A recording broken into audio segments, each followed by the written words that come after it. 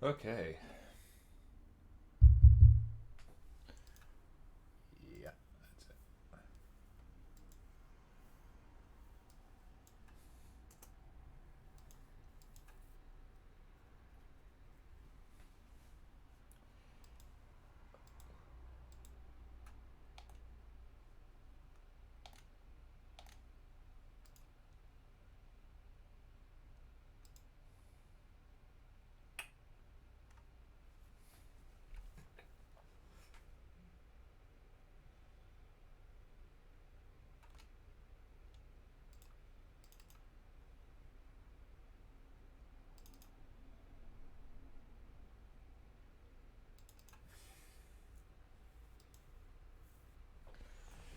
Boy. All right. All right.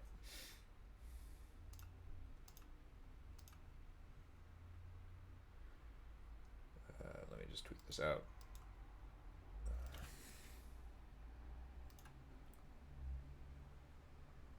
Live now. Great.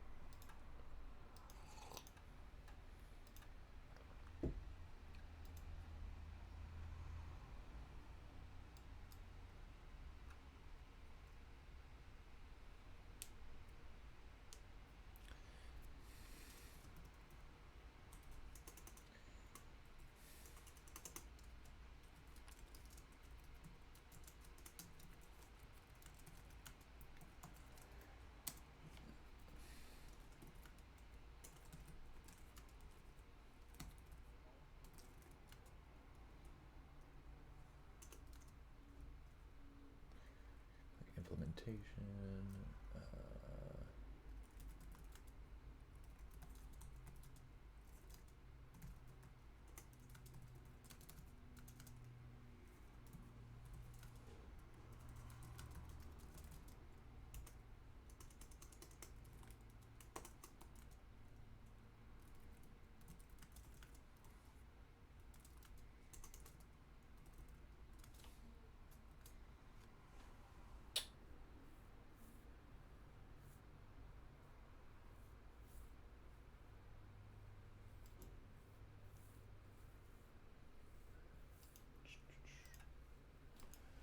Okay. Hey everyone. What are we doing? We could open up with the test map this week. I think. Maybe. Eh. I'll I'll switch back to this in a bit.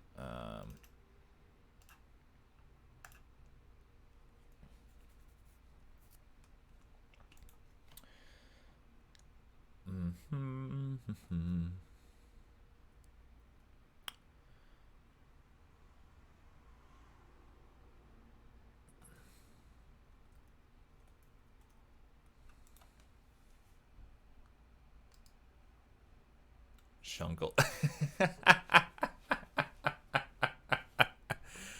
Oh boy. Bright and early, just like promised. Hi, Carl. So this is kind of a surprise and a weird one at that. This guy, Jungle. I'm not sure if it's a weird misspelling of jungle or if it is something to do with Carl Jung. But this is Carl Offland, who is who is one of my former coworkers. He's still a designer at Other Side. He's the guy I've been pestering to get on for like weeks now, and finally it happens. And now he's just in the text chat. So, so great. Well, I'm very glad you could tune in at least once, Carl. Oh, hey guys, it's me, Carl. Thank you very much. So you get to see the jank that is inherent to um, uh, the idTech 4 engine and some of the stuff that I'm now facing problems with. Okay, so, and I will, I guess, direct this at Carl if he is listening. Because the reason he's not in a voice call with us right now is because he's like looking after his kids. He might need to move away from the computer at some point. So, but I'm going to assume that he's able to stay there and listen the whole time. So, and this is going to be a rehash of some old information for people who tuned in prior, but I'm going ahead and I'm doing it anyway. So, the concept, as I think everyone who's tuned in before knows, is that I want the player to start about here. They're going to be going through this building on the shore. And as soon as they come into this conference room area, they're going to be able to see a ship. And once the player enters here, there's going to be a trigger that starts this sequence of logic that has the ship start moving, and that's basically going to act as sort of a diegetic timer. And basically the player needs to get onto the ship, steal something, and then get back off the ship before it moves through this canal. And so the player's going to have to find a way on, or maybe a way to stop the canal, and therefore freeze the timer. And yeah. So, what I was running into, commitment issues, yes, clearly. The problem I've since run into, because I am a dumb who did not do his research, is that the big part of this that is a centerpiece is that this is this is a moving piece of geometry, or it will be. This is actually a model that is included with the dark mod. If you look at the selection, the interior here is hollow, and I have basically done a block out of standard brushes in order to fill in the interior. And so converting all that to geometry, I was just going to have it like move along a spline, and have it do that over the course of 30 minutes or so, and then that was just going to be the movement logic taken care of. But the thing is that there was a concern that AI would not be able to path and repath along or on a moving platform or something like that. And I had put together a test map prior that was on this machine before I had to turn it into other side to get wiped before I could get it back. So it doesn't exist anymore, unfortunately. But there was a case where I was able to get the AI patrolling in a circle along a moving platform. And I have zero idea how I managed to do that, because I've since read up that monster clip, which is a texture you assign to brushes to help generate the area awareness system, which is basically a pseudo nav mesh thing in the Doom 3 engine. This needs to be something called world spawn, which is what it is by default. This right now is func static, but if we go and we look at, say, the floor down here, like this wooden plank, that is world spawn. And what world spawn basically means is that it cannot move. And it is a piece of geometry that is used to calculate visibility, provided it doesn't have like a transparent texture like monster clip. So basically, that interfered with any ability for the AI to move around on the ship while it was moving. And it seemed like the idea was pretty shot. And that's really disappointing. However, there are some things that I was made aware of when poking around a little more in terms of what tools we have available for AI. Now, I'm not necessarily sure they are going to be robust enough to salvage this thing, because I can already anticipate a couple of problems that we would be running into if we were to go this route. However, I found out that there are indeed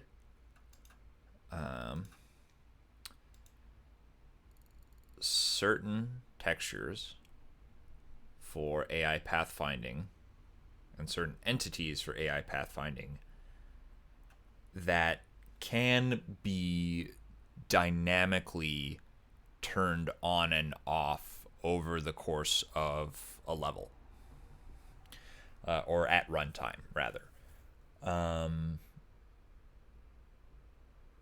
So let me see. Yes. Or AAS. Solid space in AAS files. Okay. And region, all that. So, we have something here called AAS obstacle. And that's short for Area Awareness System obstacle. So, theoretically, the idea is that you should be able to drag out a block of this stuff, apply to selection, and I believe if you change the entity,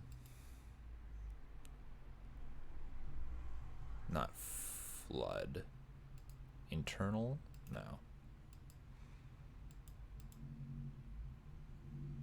AAS, no,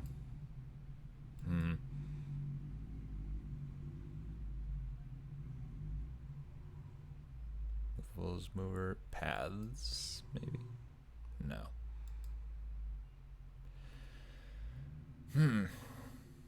Triggers, no, I don't think so. But point is, there is apparently a an entity somewhere in this hierarchy of something called an AAS obstacle, which can turn itself on and off. Clearly, I need to experiment with it a little more, read up on it a little more, but. And here's the weird thing. The weird thing about this would be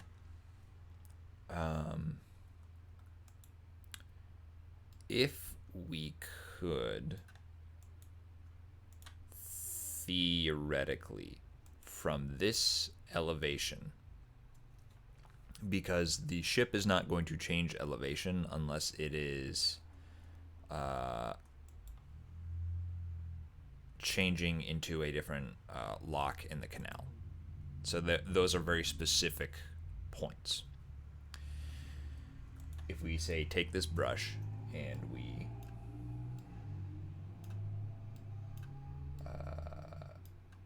drag it out like that, that would sort of represent the possible paths that AI on this deck could take. stretched out for the length of this whole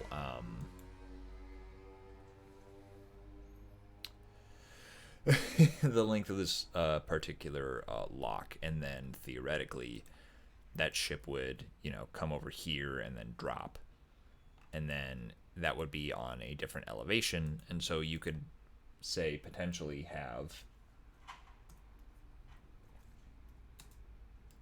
a series of levels like this, or a series of elevations like this, all under one group, and then you turn that off as soon as it changes elevation, and then you turn the new group of funk obstacles on as it moves between canals. See, it would be something like that. Now, this is completely crazy as an idea. And there are already a lot of ways I can see this going wrong, and a lot of things that I know will go wrong with it. Things that I might need further solutions for. And those are not necessarily things that I know how to do, or if we could get solutions for them. So for starters, if you turn this on, this is going to be in the AI's understanding of the game world, a solid plane. And basically all that is going to be walkable surface for them. The thing is that, what happens if an AI... I mean, in the case of, like, patrolling around on a path, it's probably not going to be a problem, provided they don't change elevation, and that's what we're about to get into after this point. So if this guy was just walking in a circle, let's say, that's not really a problem, but if they were to, say, see the player and then chase the player, and if the player were to come down these stairs, well, where's the AI going to go? It's still going to be on that plane. So, I don't know if there are ways necessarily to attach a blocker to this, like at the top of the stairs. Or actually, I don't even know if the area awareness stuff is necessarily going to be the same as collision in the case of these stairs. But it could potentially mess with how the AI is able to chase the player. The other thing about this is that, this works so long as the obstacle brushes do not intersect with each other. And the only way that can happen is that if they're parallel with each other. And that's kind of difficult. And that is pretty much, or it's very restrictive, and it is pretty much impossible to do with changes in elevation. Because if you wanted to do something like that, you would potentially take this and copy it and then rotate it to match the slope of these stairs. But again, the thing is that these can't move. They can only turn on and off. So we can't parent any of these to the movement of the ship. If it were that simple, this would be easy and solved. And it is not. So basically that means that the AI can only really path on the same deck of the ship or the same elevation of the ship. There may be a way for them to, say, steer off of the player. Like if they're like running after the player, they again, I don't know if this counts as like being solid for the AI and not the player, or if it is just like a generated nav mesh that is independent of collision.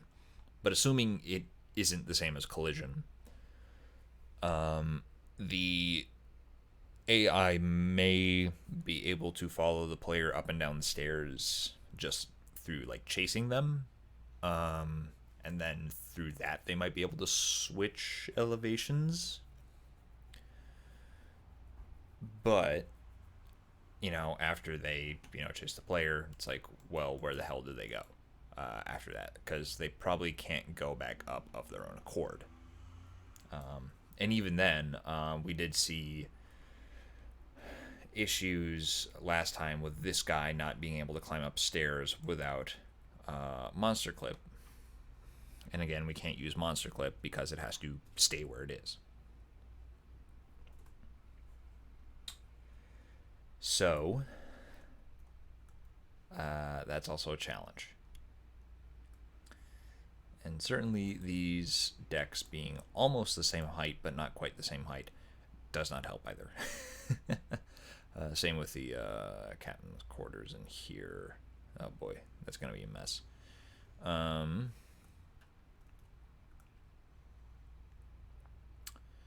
Finally, if we go over here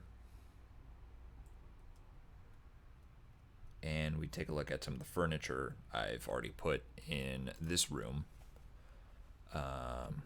So, we hide that. There's a desk.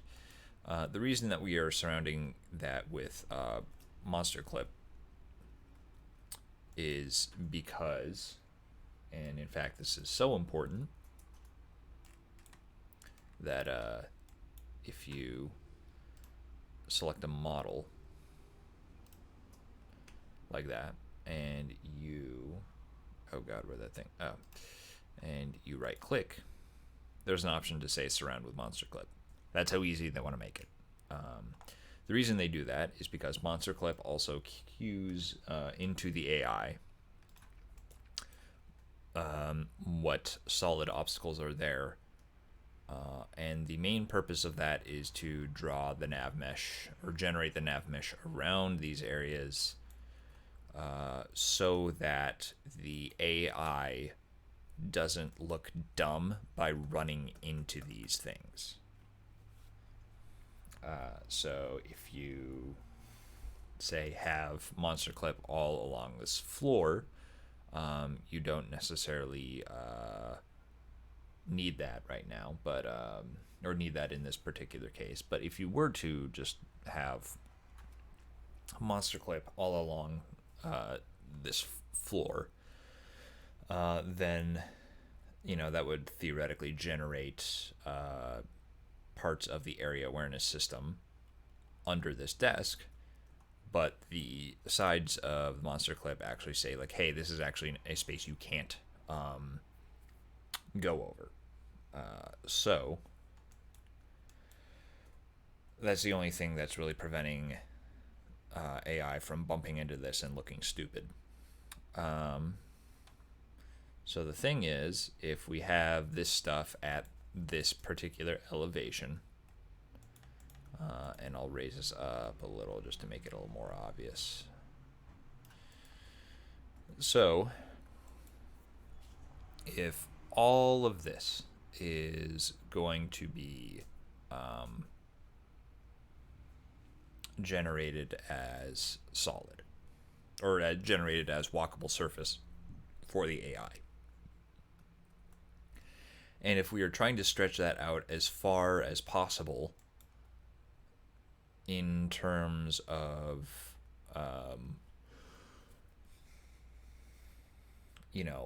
where this particular plane is going to be at this particular height during this particular lock in the canal,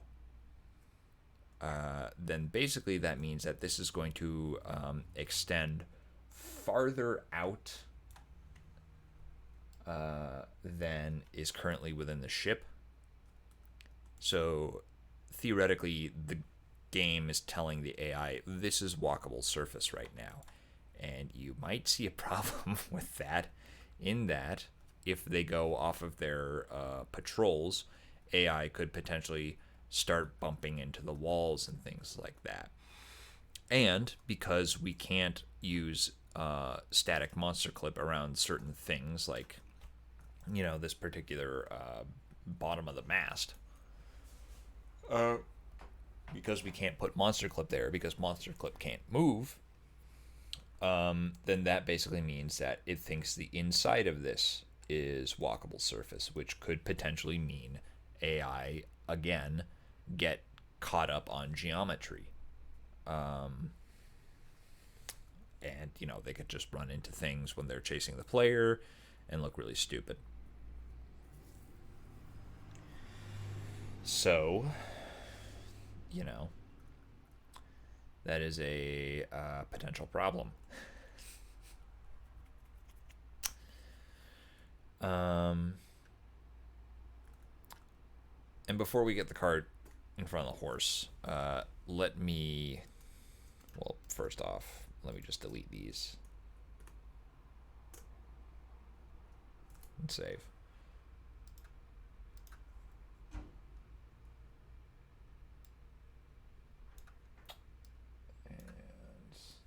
Sorry, I'm messing with Windows on my second monitor.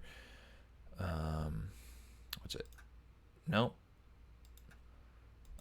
Open. And this was something I was messing around with in order to see if I could do anything to solve this problem.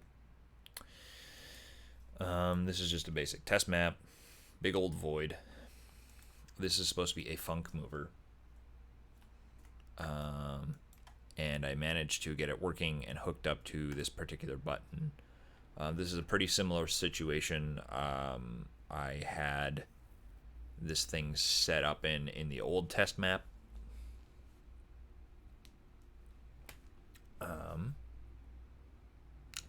And before I added the AI, I was able to get this to work.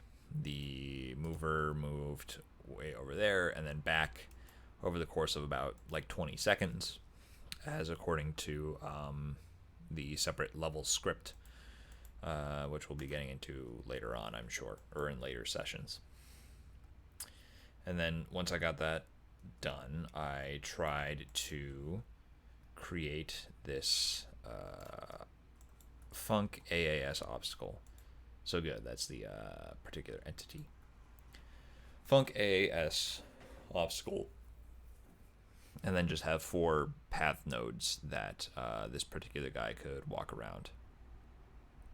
Just to see if he could walk in this area, and then if potentially, Funk AAS obstacle could be moved, or could be, say, attached to a mover. At the current time, this guy is not able to move within the map. I can actually show you.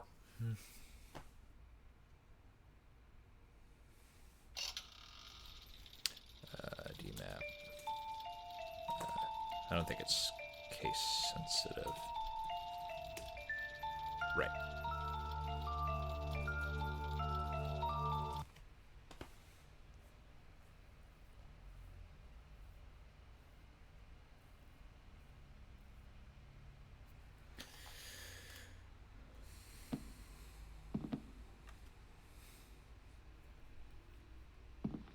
So yeah, this guy is supposed to start moving and patrolling.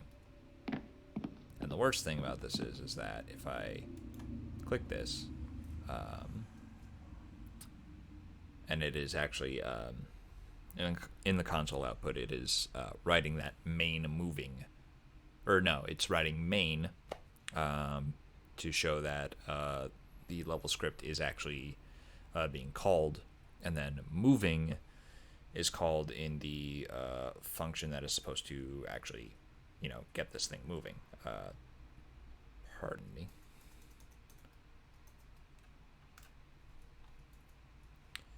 So, yeah, this thing is being called every time yeah, see, moving. I should figure out how to break that into a new line. The function is actually being called to move this thing, and yet it is not moving, and I think it is because of the presence of the AI there. And that's kind of a problem.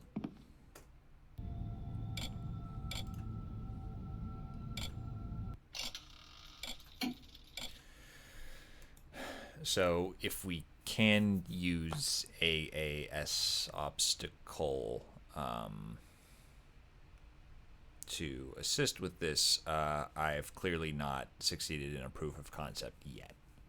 And that's the more immediate problem. But, weirdly enough, it might be a way to at least salvage some of the idea. I don't know if it can be pulled off.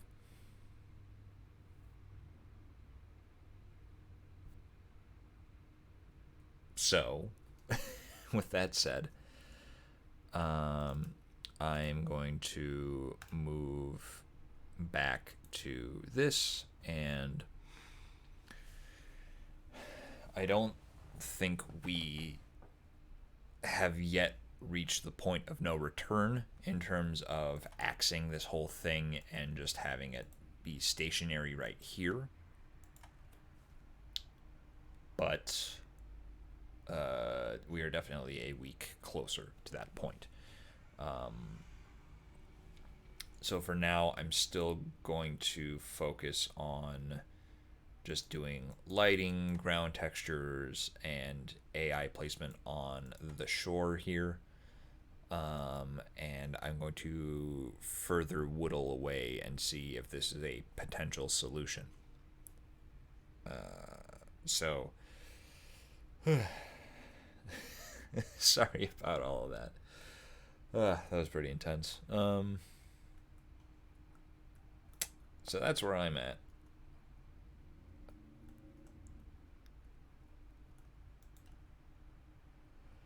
And I guess we're going to just start getting back at it. So,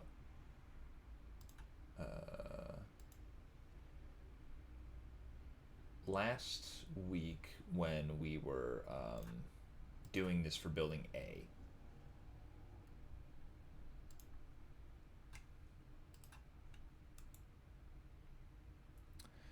we started running, excuse me, into some issues. There was a particular problem with especially this guy not being able to understand that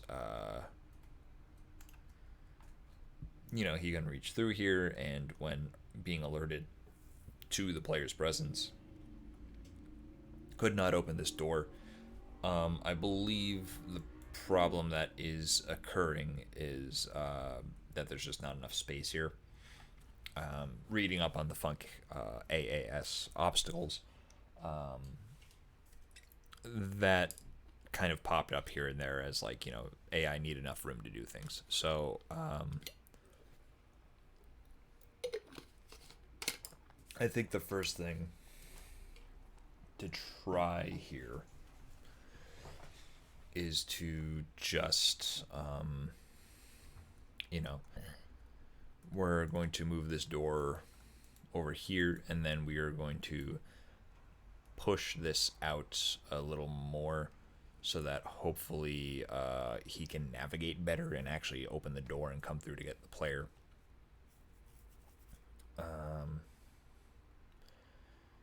Yeah, does it necessarily make sense that there will be a longer hallway like right about here?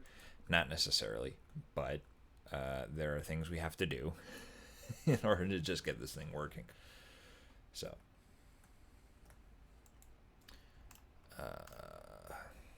let's start with this.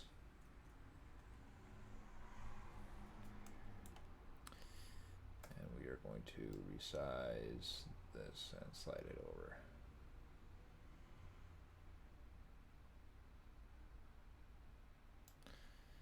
And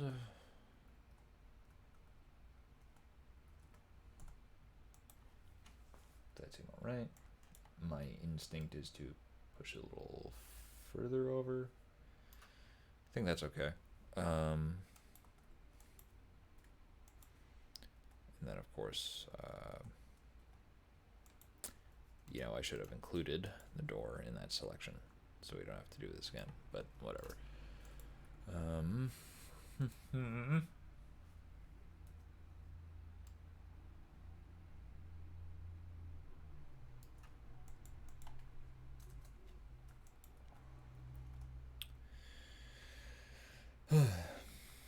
So no more news on the job front, unfortunately. Just been applying to places, and they have not progressed with me yet, and I don't know if they will.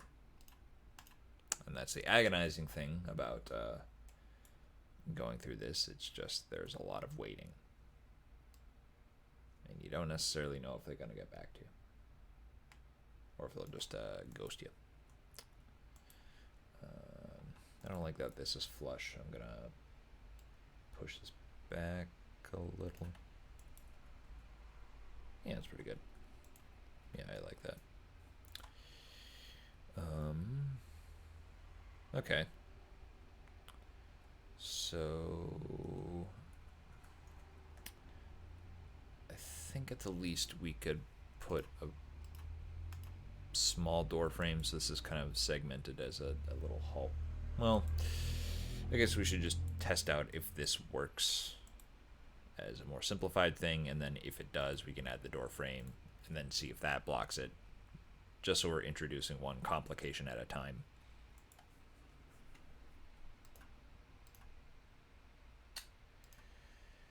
Oh boy.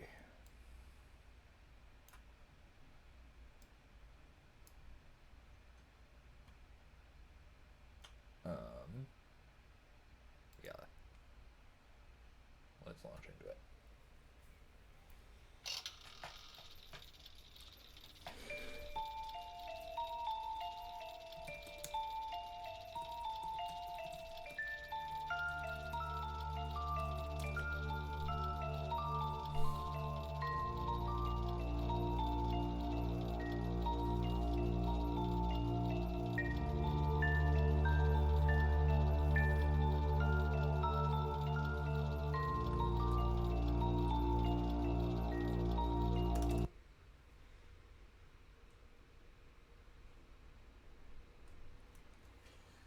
Oh boy. It's been at least a little cooler past week or so, but I'm still sweating. Hang on, let me put my blinds down. A lot of glare on the screen.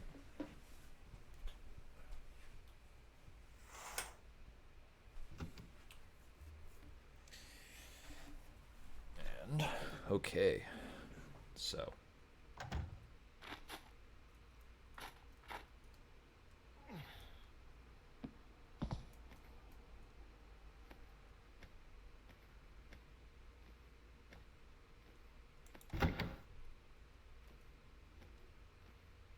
all right.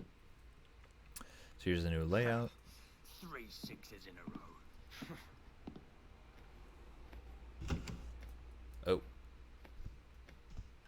Oh no, that was from upstairs.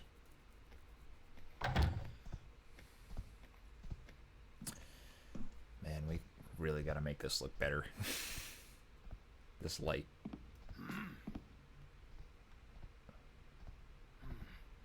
That's odd.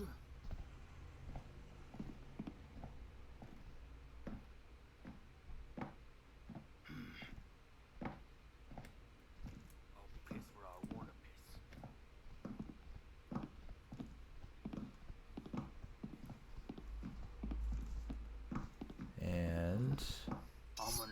your mouth full of your own filth. Oh boy.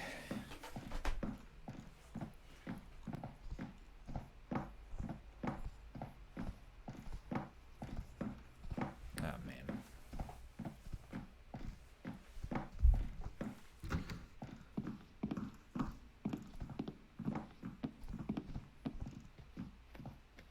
Nice trick, but I'll find you. Can't even open the door this time. I'll have your guts for my bootstraps. That is not great.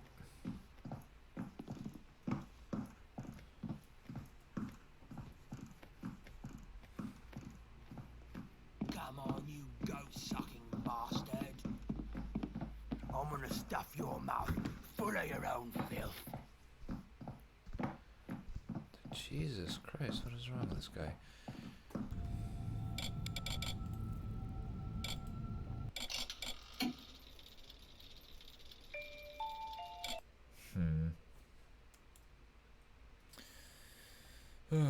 Alright. I don't know what would happen if I would delete that. I don't think that would make a difference in this case. But I'm not sure it's helping.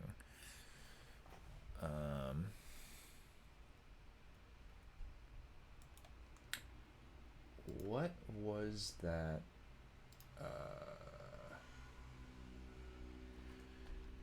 There was a console command in the dark mod.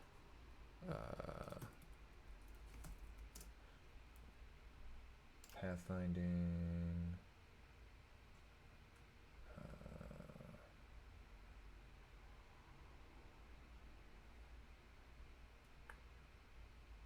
Viewing pathfinding. Ah, yes.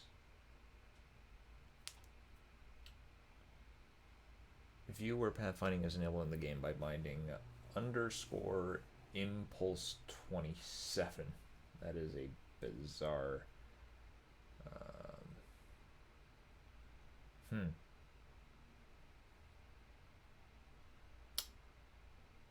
Alright.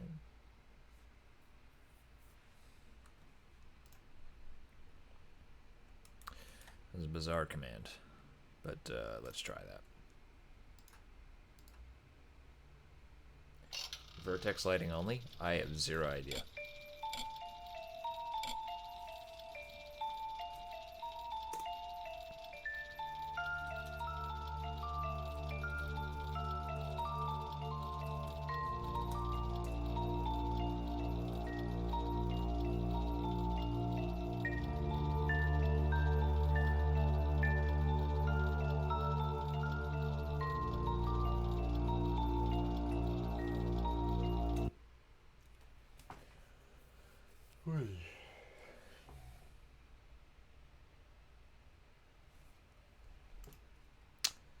Okay, so apparently impulse 27. Horse shit.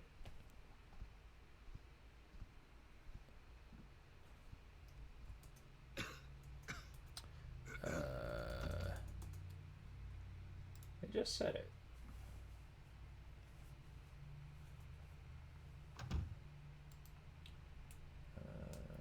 The CVAR TDM underscore AI underscore show dest 1.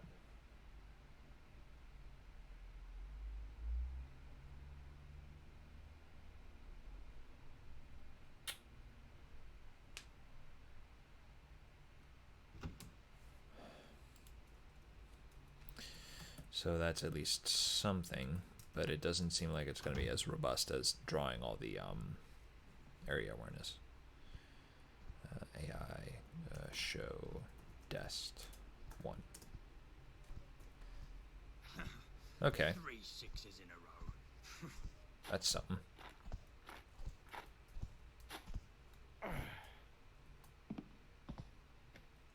That is something we can work with. Nice.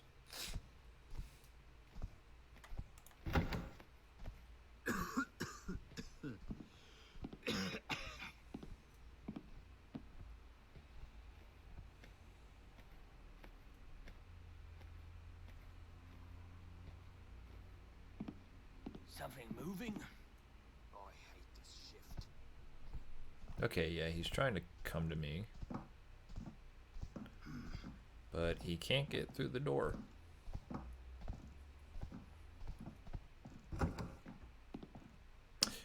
Wait, did he? No.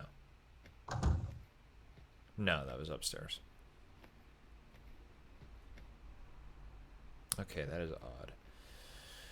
So yeah, that is strange. If he can get up through doors upstairs, why can't this guy?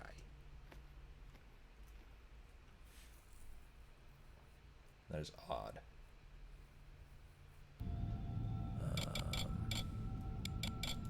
Again, it would be nice to have what Impulse 27 is supposedly. 27. Help. CMD. Commands. No, nothing. Alright. Let me see if I can dig something up on the Dark Mod Wiki. C-bars. Console useful controls. Alright, we've got a handy little article here.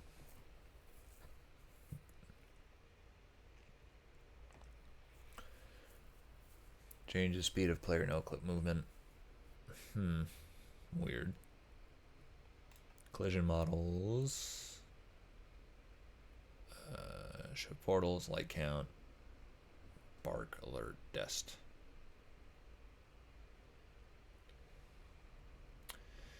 Bind F1 Impulse 27. Pressing F1 shows the AAS regions. That is what I want. But Impulse 27 itself doesn't do anything.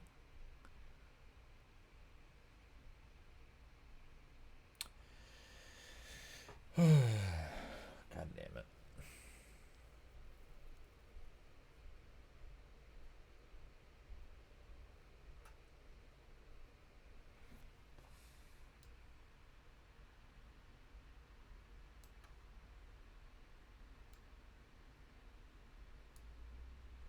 C-bars in the dark mod.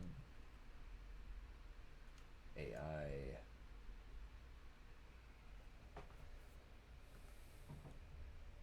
Oh. So, here we are. Related one.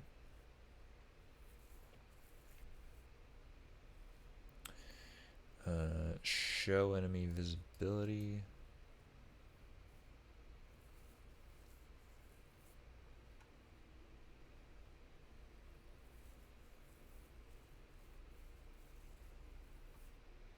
Show item state.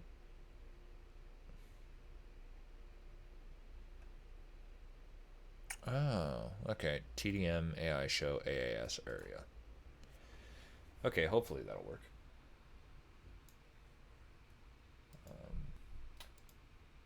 Actually, Carl, now that you mention it, I do recall that at least the source engine, it has vertex lighting on models.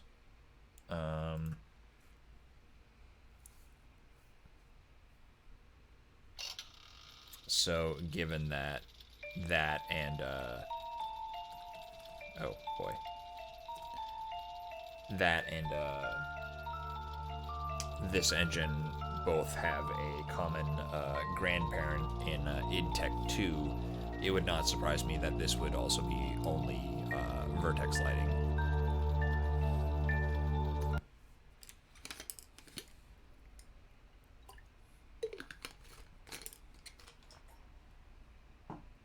Unless otherwise specified by a shader.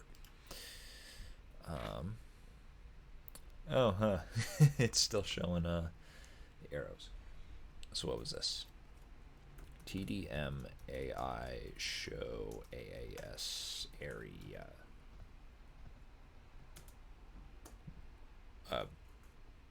Shit. TDM AI Show AAS area. That's probably with a 1. Hey!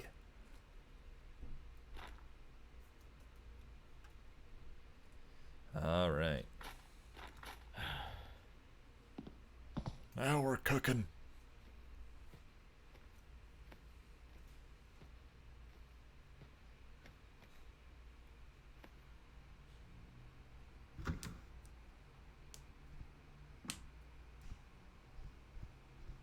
Okay, there's also another one here. It says TDMAI show goal pause, which is, I assume, that. It says that is distinct from destination, in that if the AI has to navigate around geometry in order to get where it's going, then the goal pause is just the next place it's steering to rather than its ultimate destination at that moment. So hopefully, if there's a discrepancy there, we can do that. See?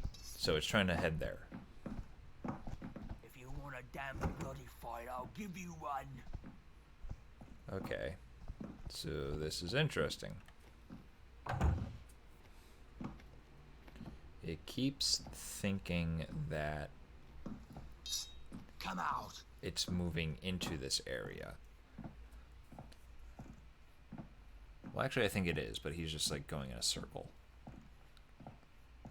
Come out. Okay. Okay.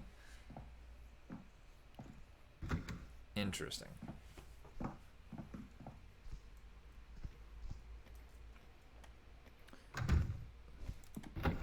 So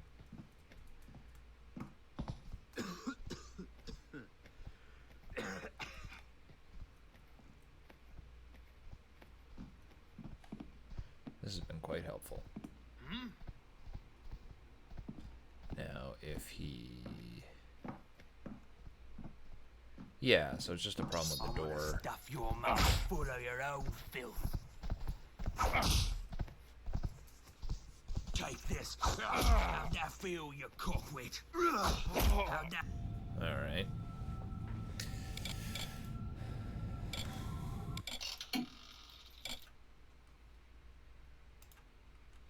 So, yeah, clearly it's just something with the operation of the door.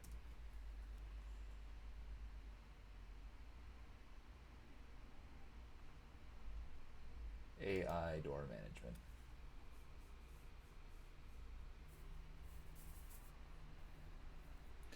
By default, AI will open doors and close them behind them. Here are some spawn args the mapper can use to modify that behavior.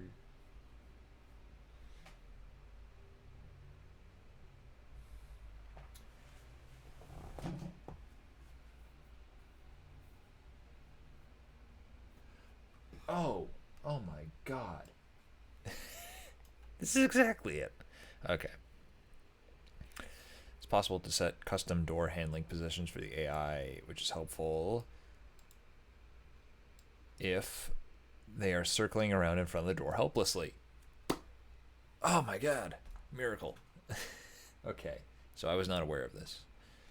So, place a movers door handling position entity where you want the AI to stand while opening and closing the door from the side. Okay. It's great. We're all learning things today. Isn't that handy?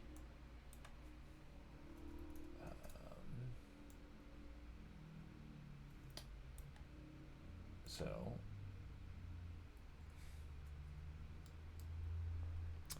just gonna create a brush there.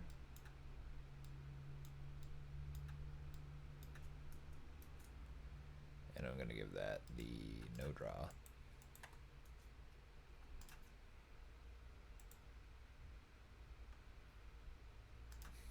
make that an entity, and it said it was under movers, which is odd.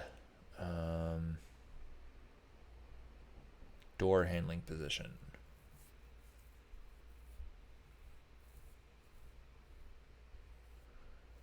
You can also set whether the door should be open, closed, unlocked, locked from this side of the door. Oh, okay, it's just didn't need a brush at all. Alright, so you need to set the spawn arg door handle position, name of door handling position,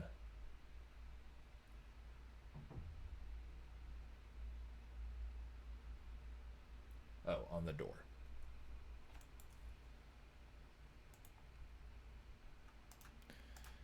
This is the name. Office opening position. And then on here, we make that the door handle position.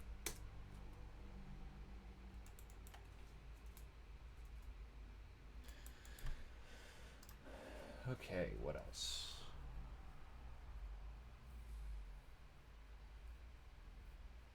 You can also place a door handling position on each side of the door, and the AI will automatically choose the right one. In this case, you will need to set spawn args with door handle position 1, etc.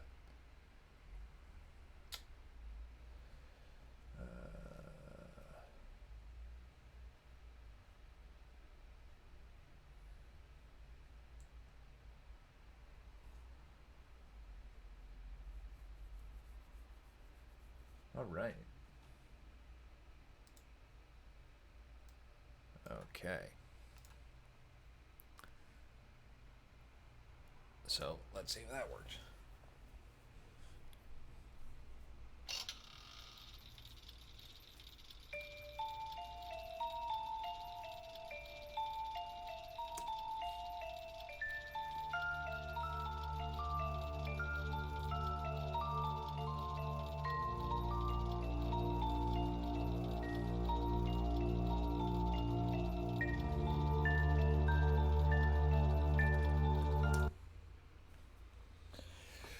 Whew. Oh boy.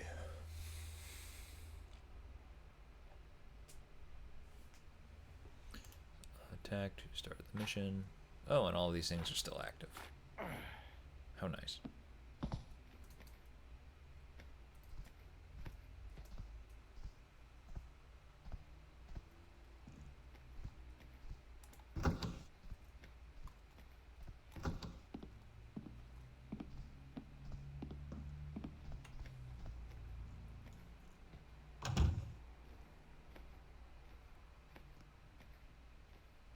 I hate this shift.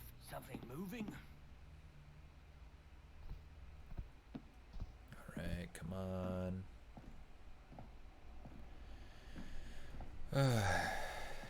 Okay.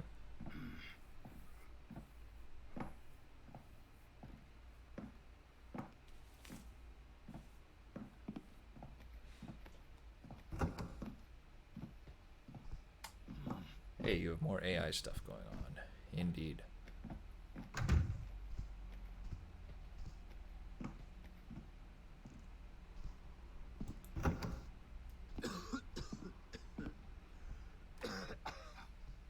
Bugger me. Jump in the shadows. What was that, something over there? I'm gonna stuff your mouth full of your own filth. Take this.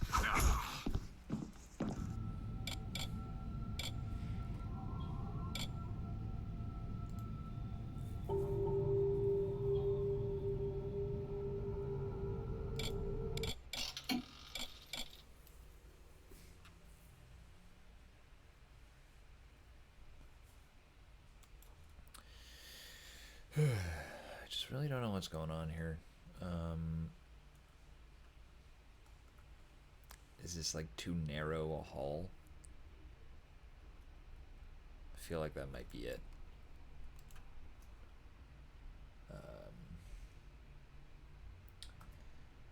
This is not going to look good, but I'm going to just do this for debug purposes.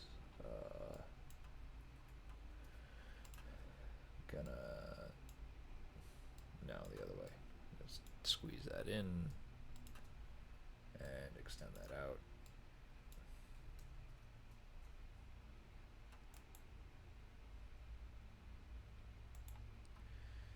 And hopefully that'll be a bit better.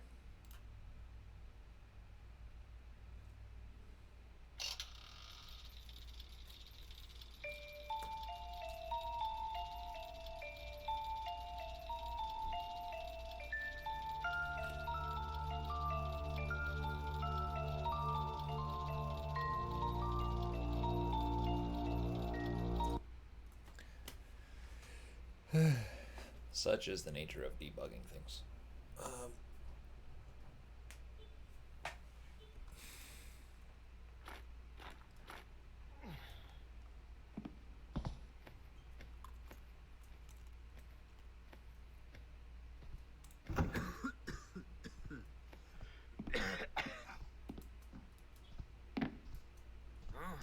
What's that? I heard something.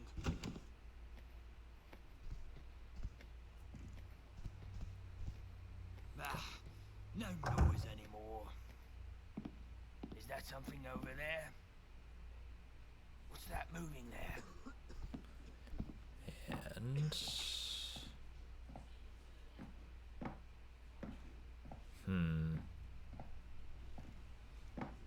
that's interesting because it seems to segment this into, there's like a really small area awareness thing there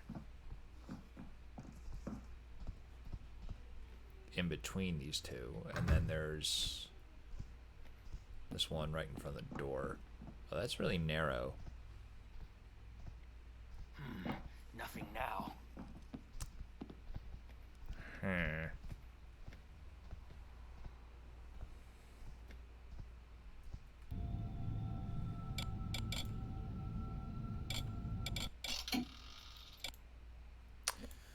Let me see. I didn't do anything like obvious and stupid, right? Like making this func static or something. No, I don't think so. This is func static, but he seems to be navigating on this fine because like there's world spawn like 1 unit below. I don't know. Do we like bump this out a little, make it monster clip?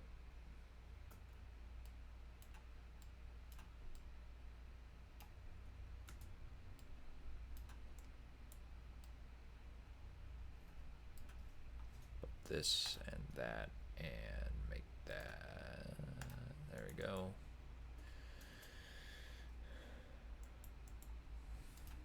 Oh, and that out. Yeah.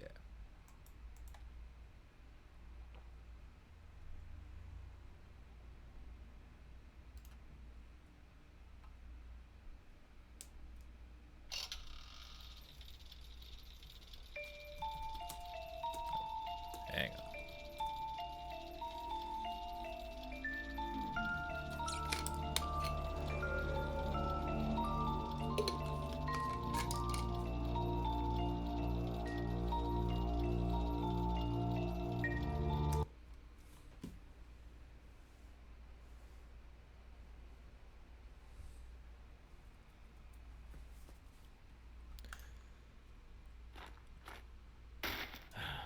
What was that? What was that? Jeez. I forget how corny this voice acting was. All worked up for nothing.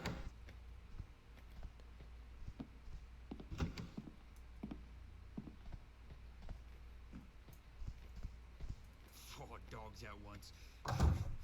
That was a good fight. Hmm? I drink horse piss before I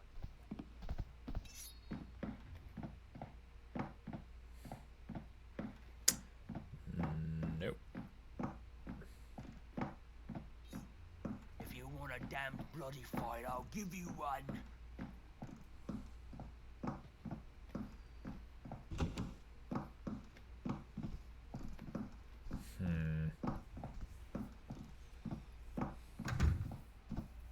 Come out.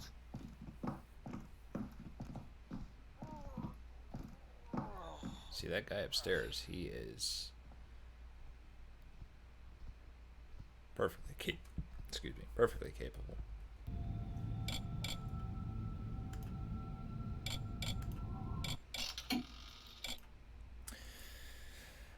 So here's something that is stupid and redundant. Maybe if we apply this to the floor. Other than that, I think making the door frame here func static maybe might help. But beyond that, I don't know.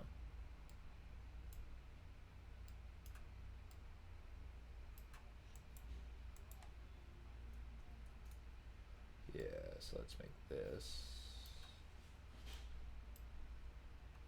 Hey there. Widen that out maybe.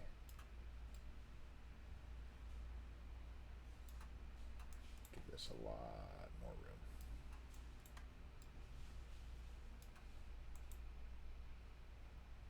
Do you think that's sufficient? I don't know. How's the job stuff? Nothing so far still. No phone calls or interviews this week. I've just been, sending out my apps.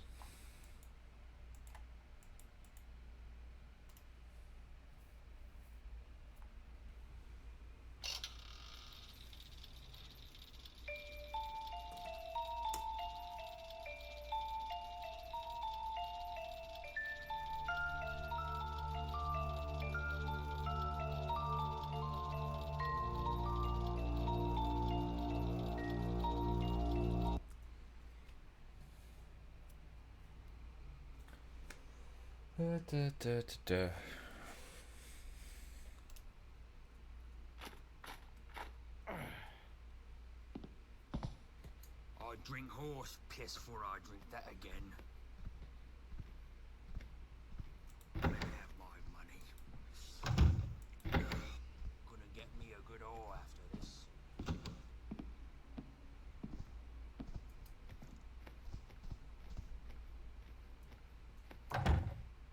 Did I see something?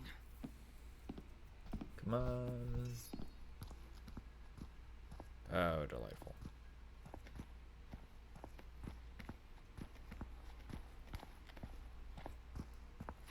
Come on, damn you.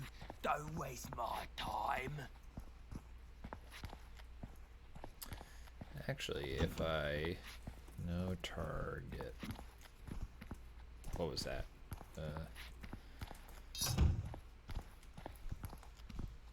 Come out.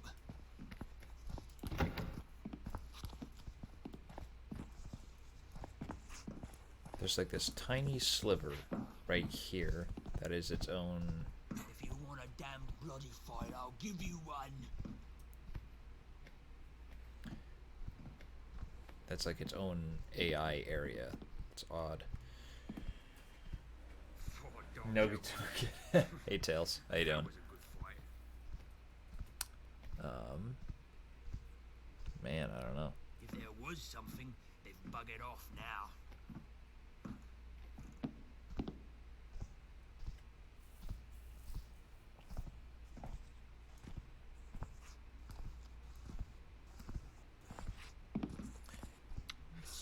Right there, right in front of the door. And why is it slicing it up like that? I wonder.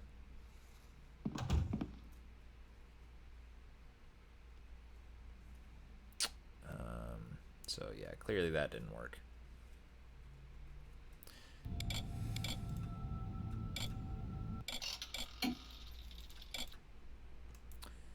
So I think the last thing I have up my sleeve for now is to...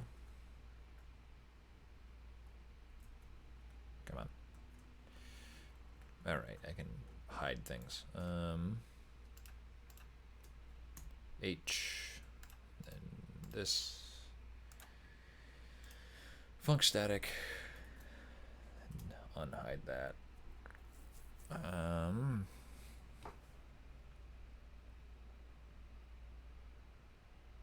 Maybe that'll do it. Oh, the thing about that is that that'll make the portal not valid, I think, because it doesn't extend all the way to world spawn walls. So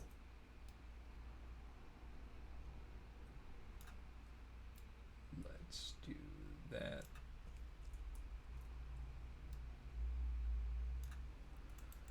And that should be fine.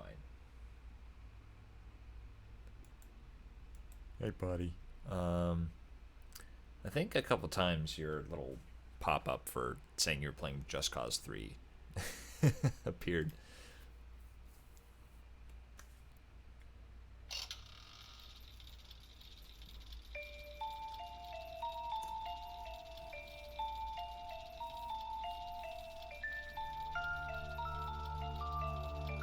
Oh boy, we're up to 7 people. Imagine that.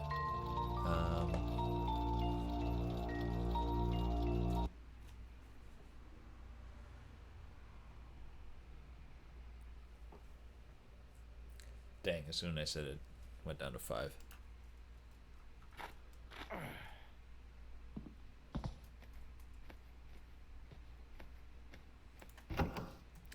This room also makes no sense anymore.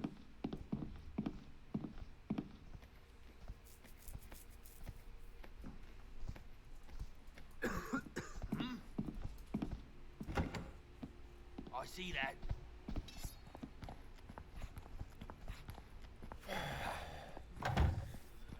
What is it about this goddamn door? If I find someone, I'm gonna spill your guts on the floor. Wait. Hang on. This ends now. He did that on his own. Does that have to do with the direction it's gonna open? Should be. Okay, let me That test was this a again. nice bit of. Restart. Does that have to do with open angle? Was that?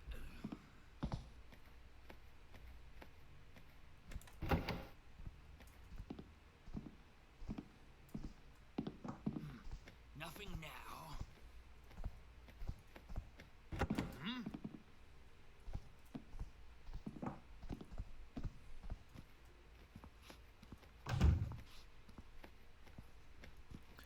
So if I go over here.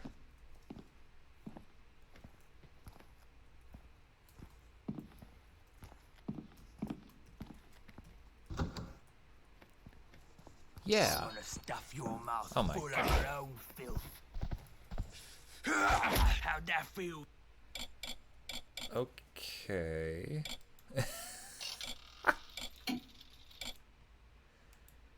Okay.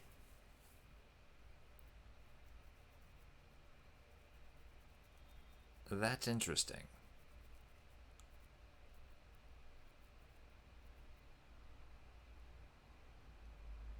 Huh. Okay, I'm gonna do something weird here. I'm just gonna rotate this 180 degrees and see if that won't make a difference. Wait. Oh, is that in the wrong axis? Huh.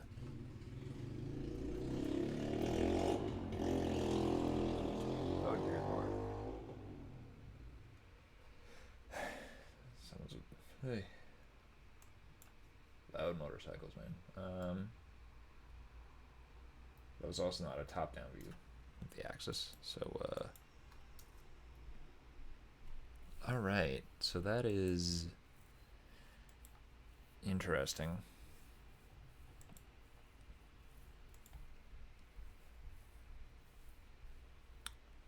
So let's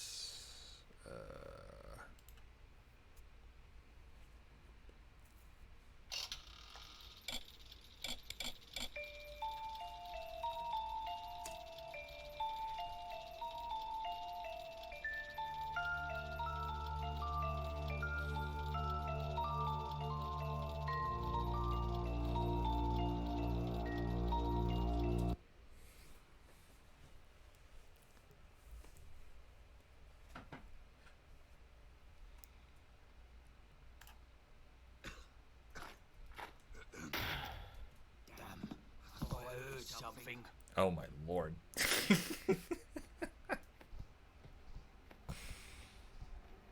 All worked up for nothing. There's gotta be like a sound propagation thing that I'm forgetting to put in. Right? I mean, part of it is definitely portals and not having those placed Something moving? properly. Hey, who's over there? Alright, come on. Come on.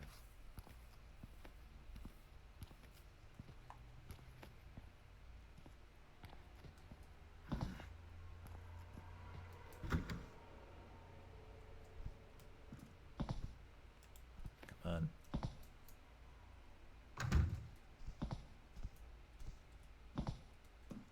All worked up for nothing.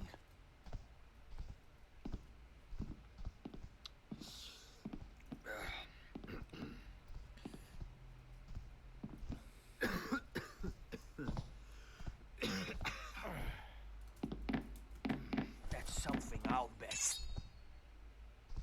That doesn't sound right.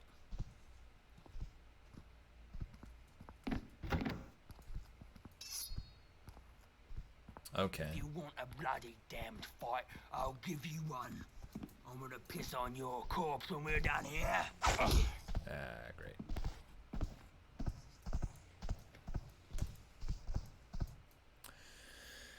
Alright, so just hit T for no target. No,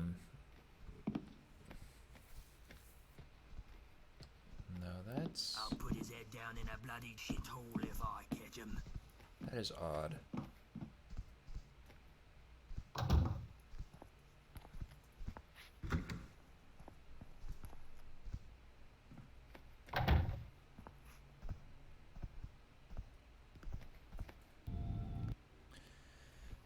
So is it something to do with this wall? I don't know. I just don't know. Let me get back on.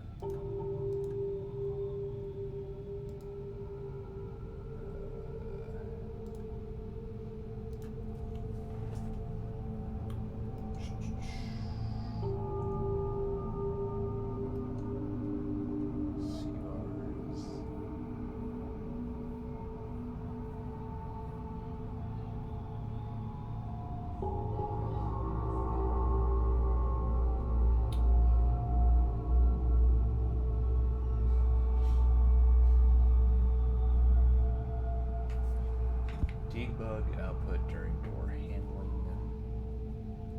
On the side of the door which swings towards. And test with a different clip model. Okay. So, TDM AI show door. Except I could add a 1 after that to make it actually do something. So, for example,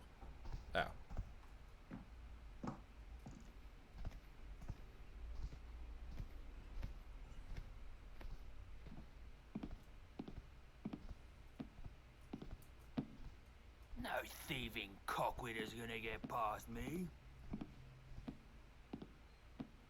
come on. Come on, buddy. Oh, right, I don't.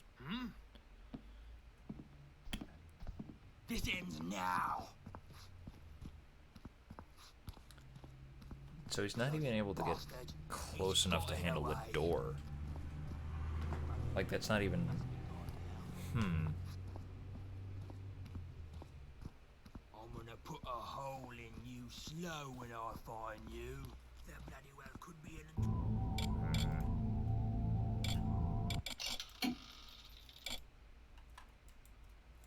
Does this have to do with this? Man.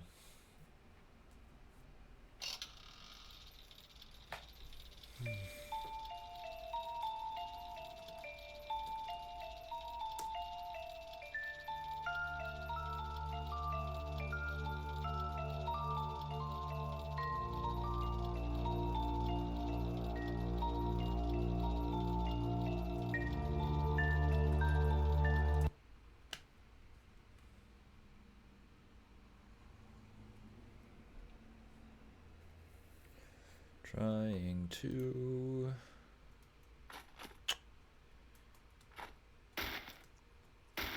Come on.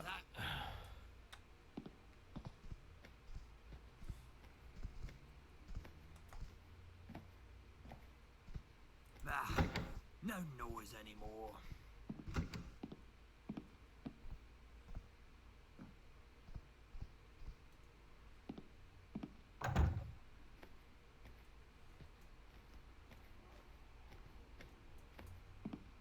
Is that something over there?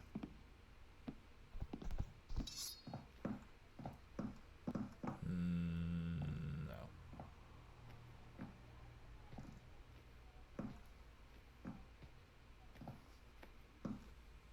If I find someone, I'm gonna spill your guts on the floor.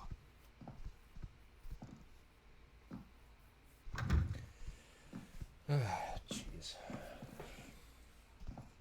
This ends now. Oh, and now he... In a row.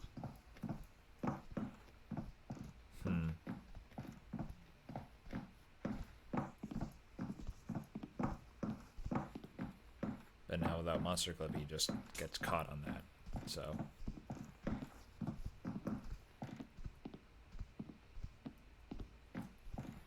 Hey, buddy.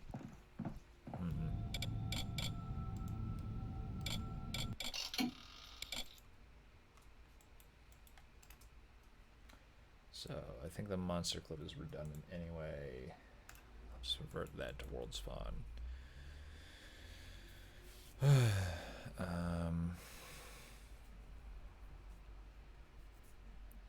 Debugging one goddamn door for... it's been like an hour 20. Jeez.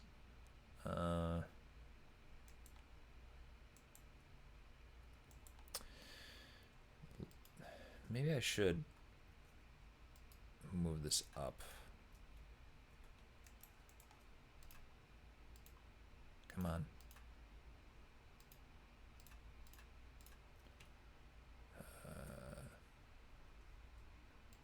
To be a little more flush.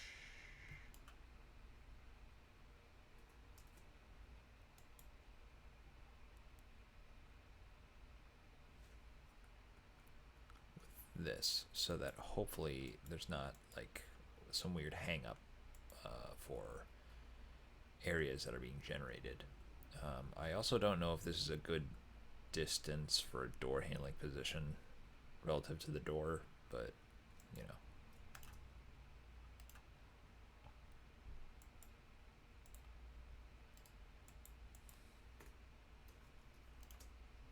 Actually, let me...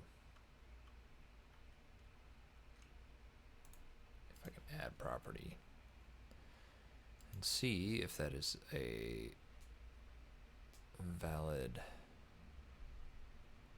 door handle. No.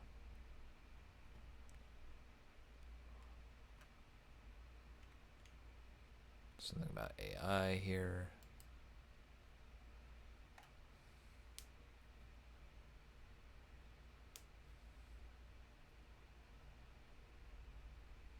consult a coder about this. Now,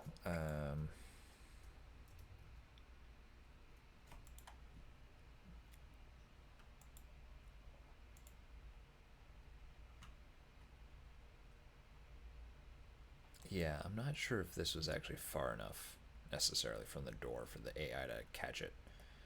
I mean, hopefully.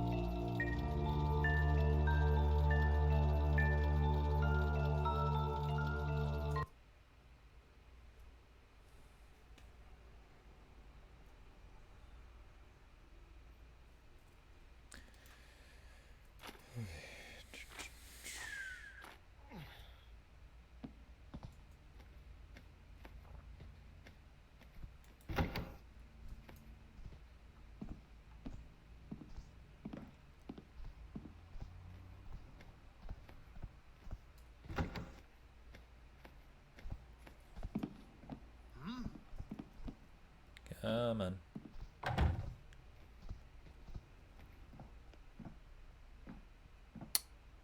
No, it's still generating that really small area.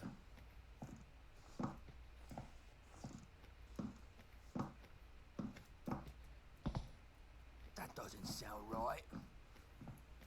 Oh, okay. So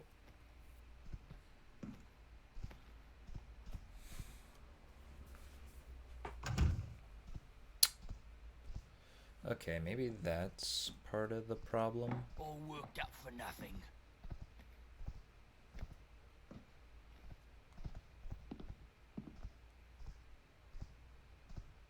So if I alert him here, Was that... better have my money. Gonna get me a good haul after this.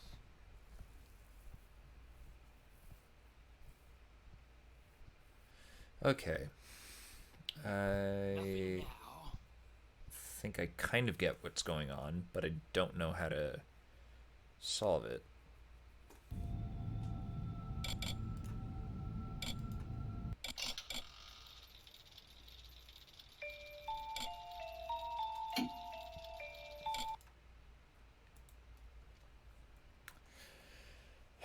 So, if I alert this guy from over here, that's not. He's not really going to be able to navigate there if this is his goal position over here.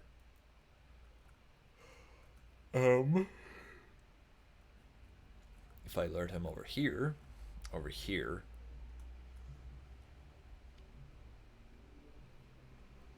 he understands that he needs to open the door to get through. If I alert him over here, like over here, he understands. So I think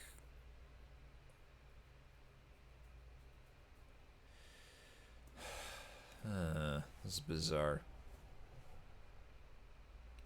I think what it is that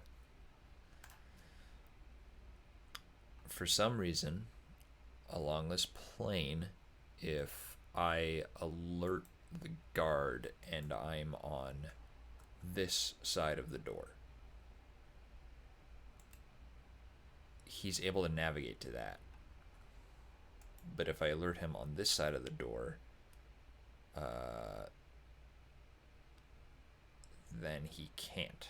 Then he doesn't understand that he needs to open the door.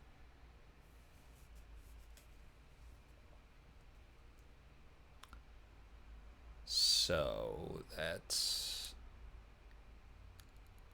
interesting. So,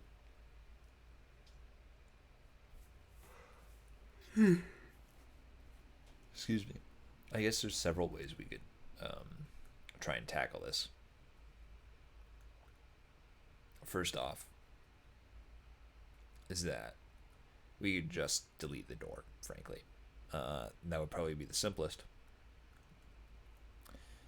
But I'm a little worried because this guy is apparently able to see the player back here, and I don't think that's fair necessarily because the player is going to be going through this first room and coming out here, and from this viewpoint they can't see the guy over to their left because he's through a wall.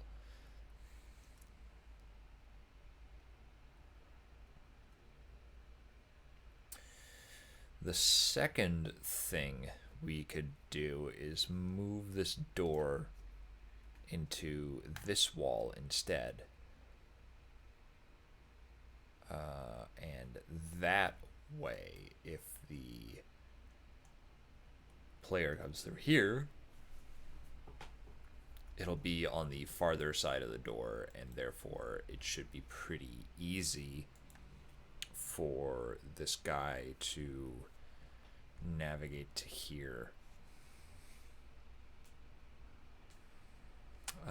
But then that, of course, begs the question, if the player alerts him over here or over here, will he be able to navigate to that spot? And I suspect the answer is no.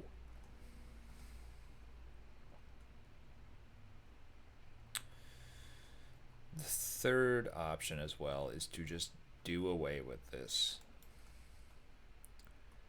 and sort of make this a front desk where the opening is actually like right here, and this isn't a separate room technically.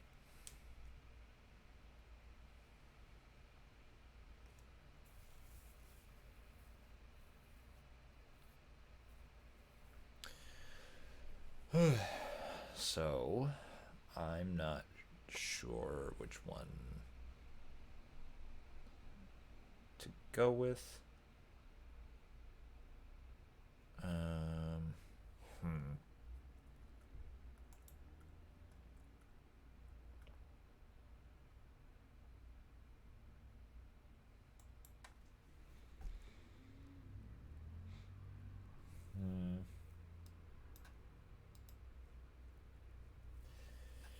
All right.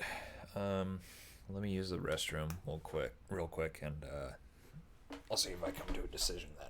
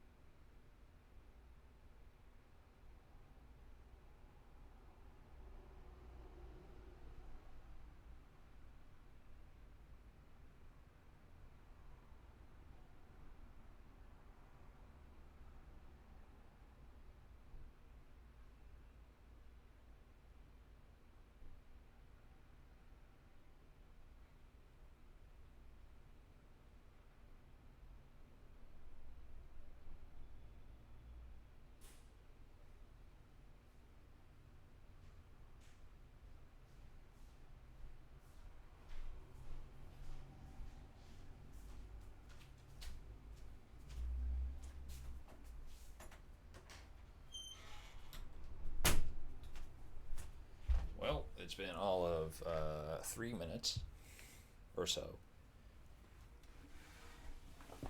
And I am no less uncertain. Surprise, surprise. I'm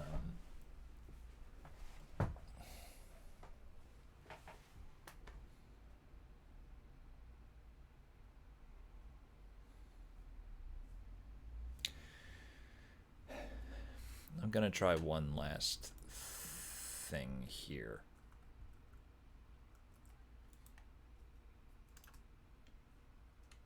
Before I start doing this. And I'm going to surround this wall with monster clip.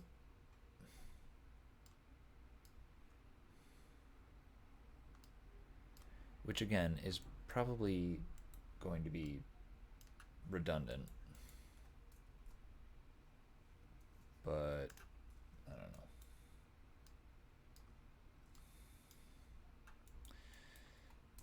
Hopefully it does something.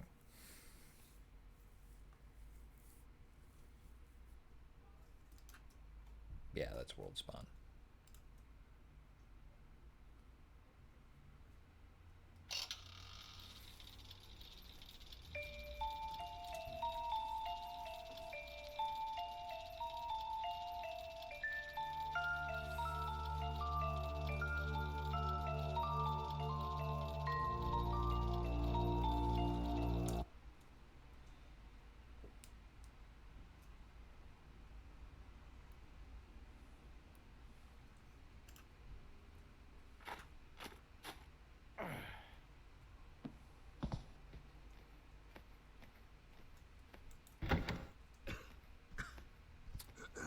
I really hope this works.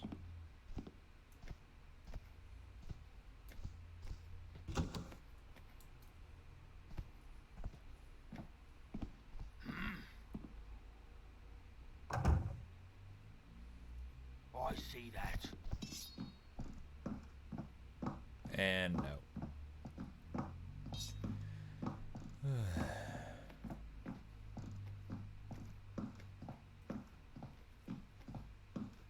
The longer it takes to find you, the more I'm gonna hurt you.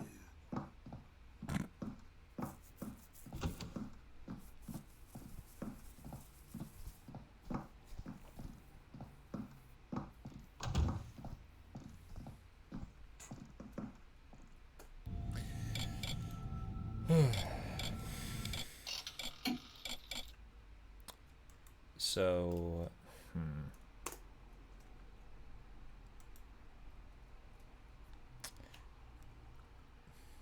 I am curious if I like move this a little out, if that'll change anything. But that feels like something I should tinker with on my own time.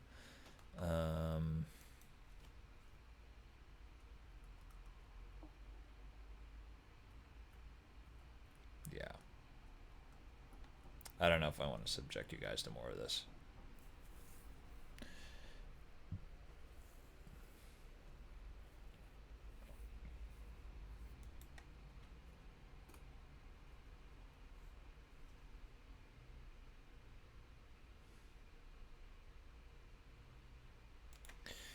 Something else, and this is not necessarily going to help with, say, streaming,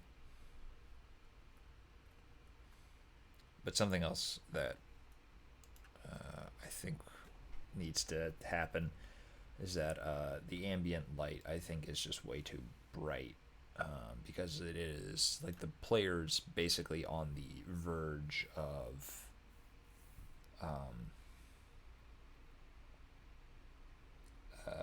having like elevated light levels, even when they are sitting still. So that makes it easier for the AI to spot them. Unfortunately, it is also the reason why we can even see a little bit of it, the level,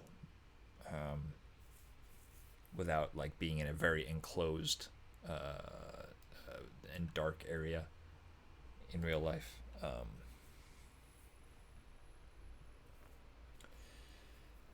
So yeah, I don't know. Z. I don't think that was it. 16, 16, 16.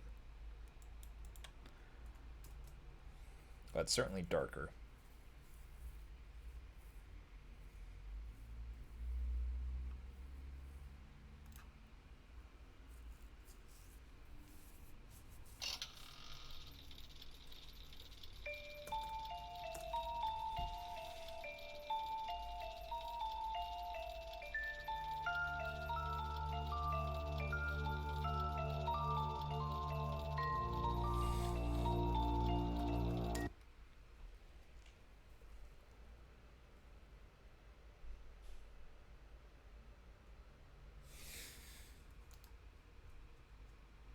Okay, yeah.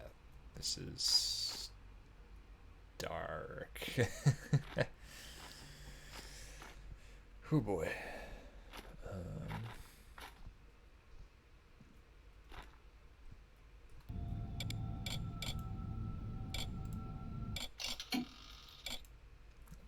Yeah, it's way too dark.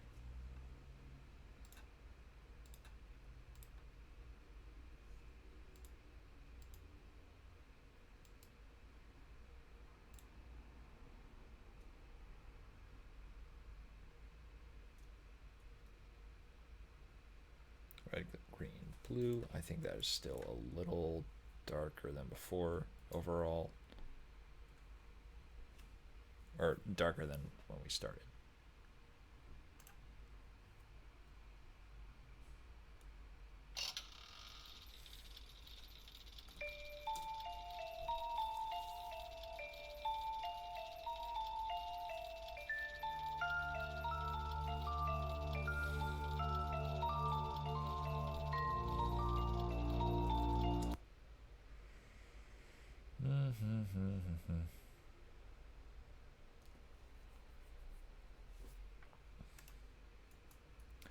Okay.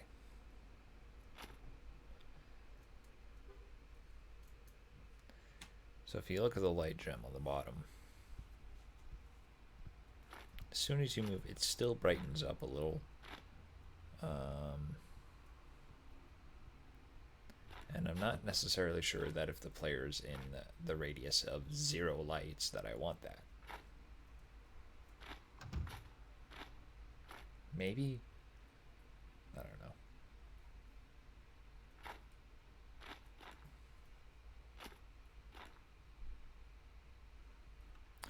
Let's try moving in front of this guy again.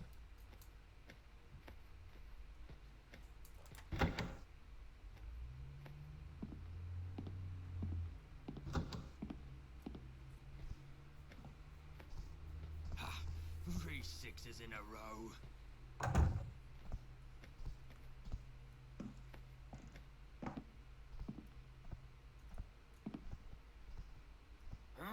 Was that...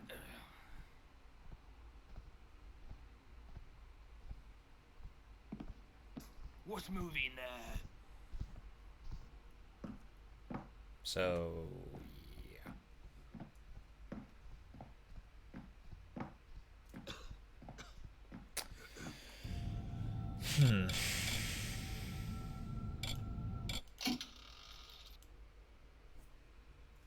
Instead, let's do... I don't know.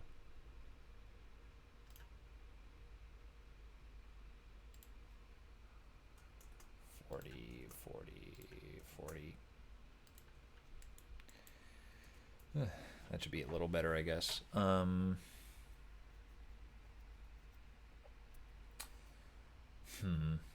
not sure. Yeah, not sure I should be focusing on that at the time.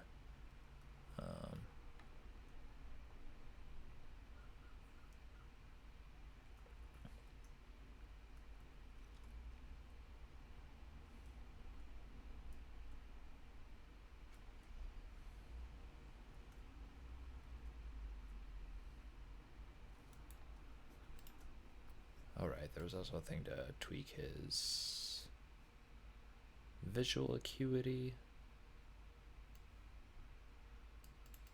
Put that down to 80, maybe. Especially if it's the first dude. Um,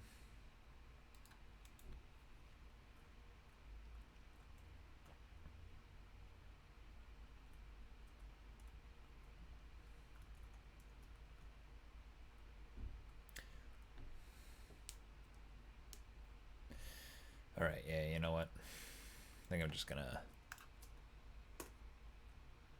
get rid of this.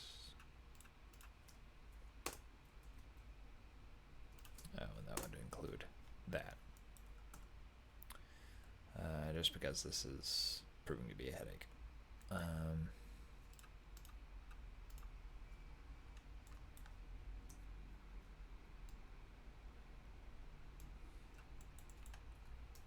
Move that back a little.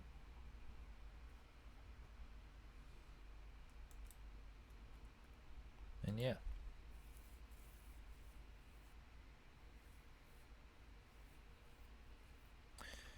And let's see how it plays.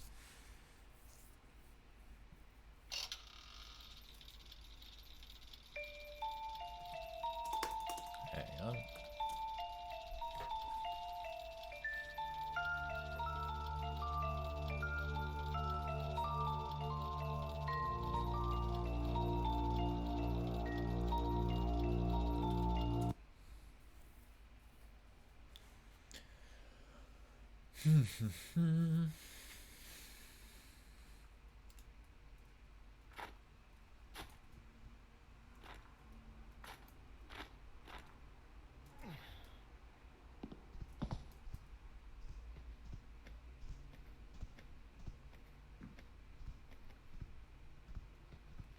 Okay, so yeah, we're moving now and we're not getting an elevated light level.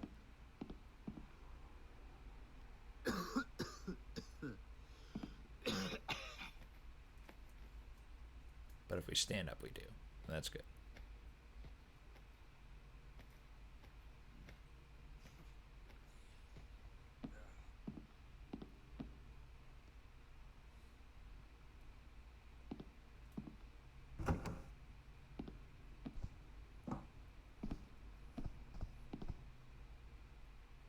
And if I step over here.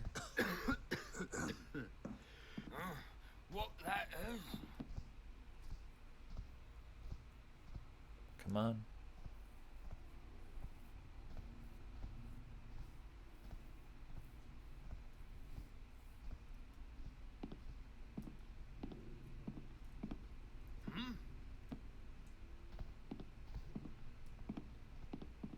Smells like pig filth in here.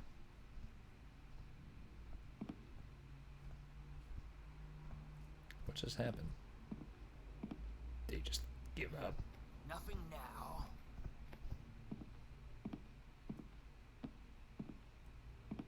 Is that something over there?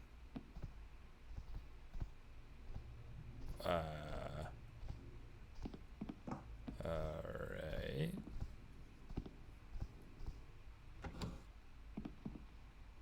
Bugger me. All worked up for nothing. That was a good fight. Is that something over there?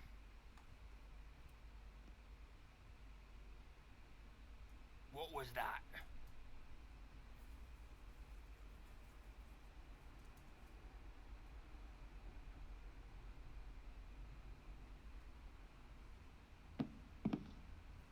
Come on.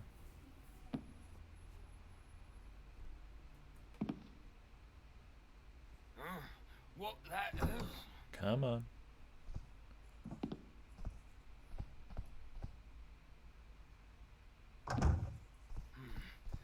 That's odd.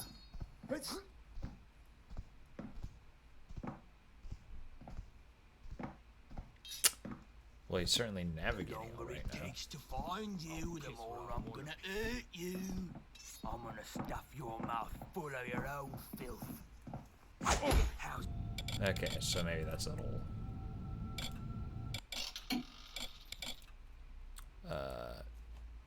too dulled.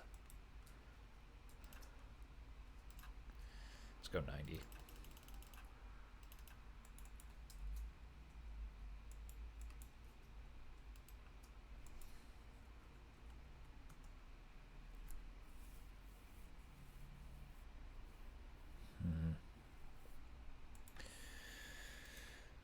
That light as well is also um, interesting. Light start.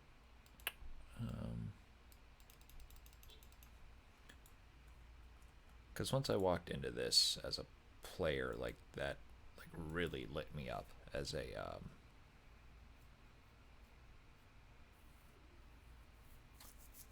as in reference to my light levels. So apply. So if we move that sort of near clip plane out, well, I mean that's not exactly what it is, but same idea.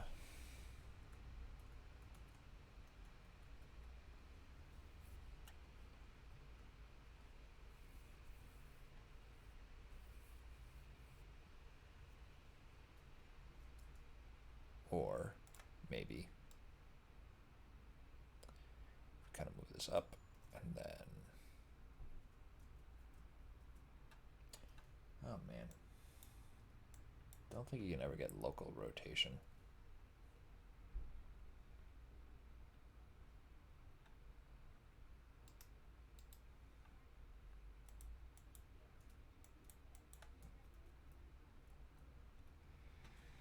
Is there a way to switch between world space and local space here?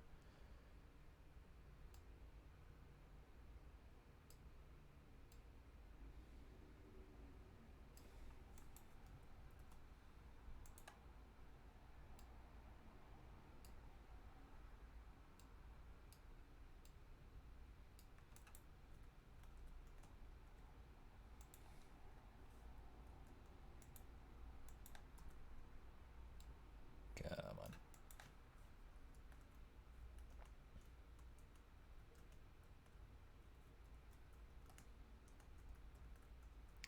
So yeah, hopefully this is higher and gives the player a little more space there, but also covers more area.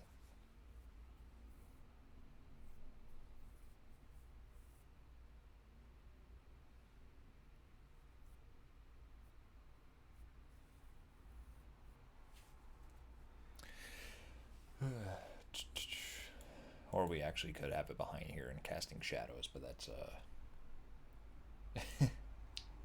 I don't know how performant that would be.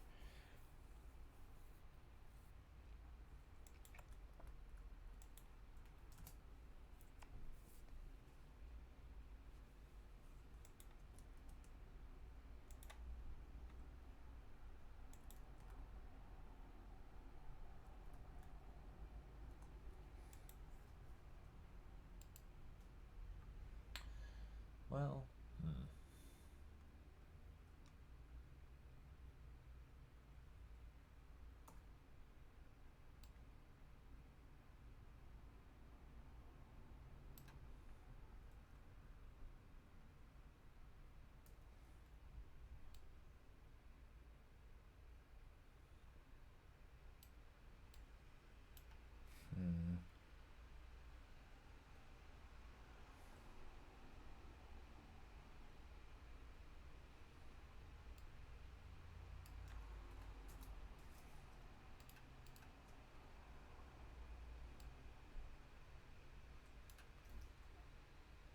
all right, no.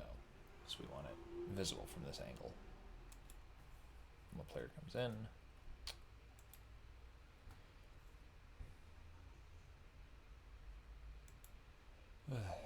yeah, I don't know, man. This is proving to be a bit more of a headache than I thought.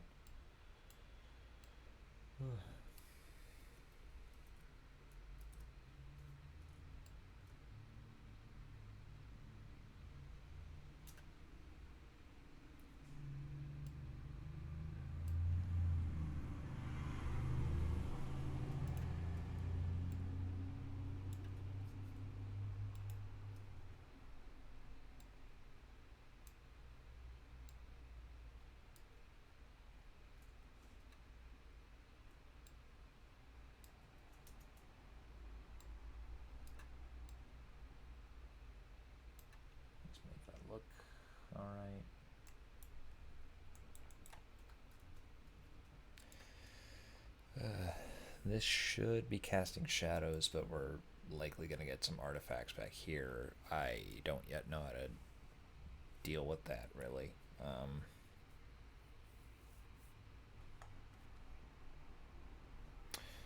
Well, actually, I think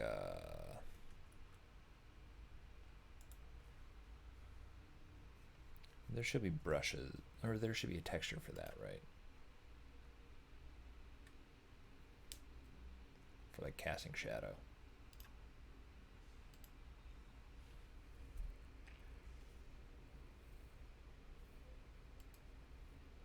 Model's not solid.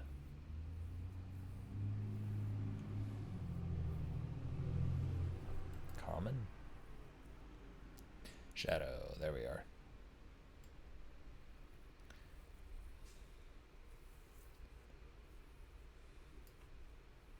Can self-shadow rather use shadow too. Does not cast self-shadow. Okay. So let's try that.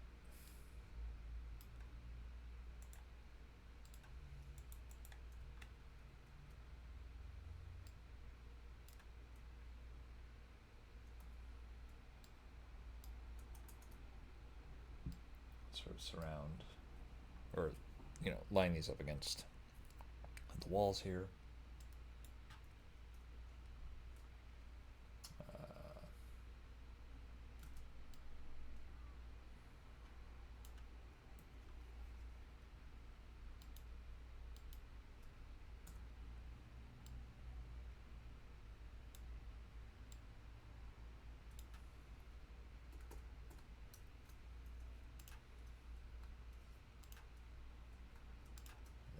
This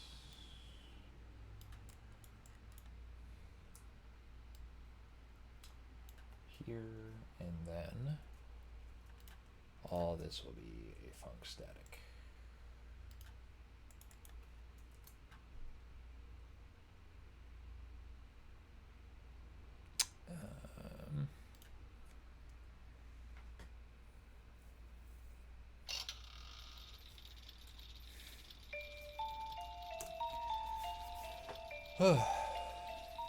We really increased in watchers past half hour or so, which is nice.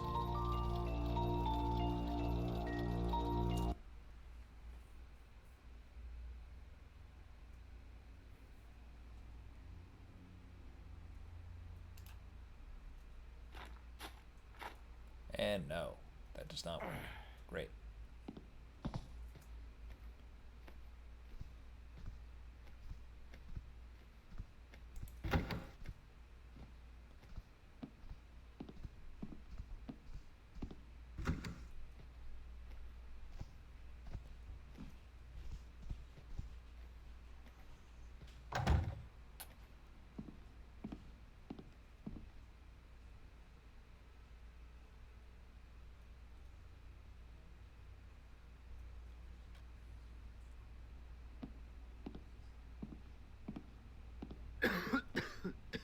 Something moving? Hmm? I'm gonna stuff your mouth full of your own filth. I am extremely bright over here. That is not optional.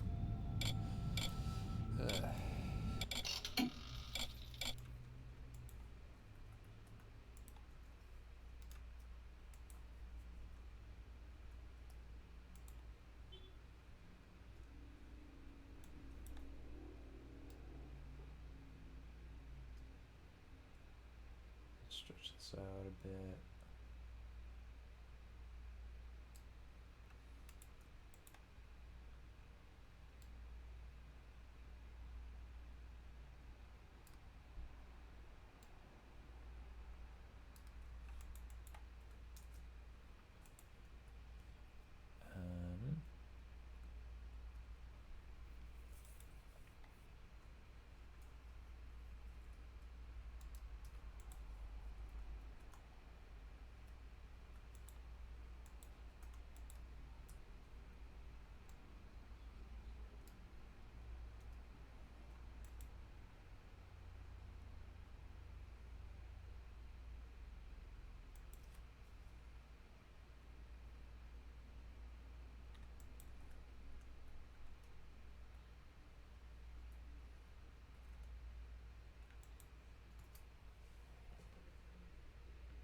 Hmm.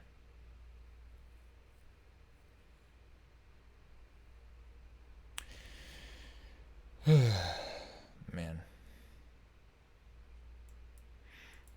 I think with spotlights, there's always going to be this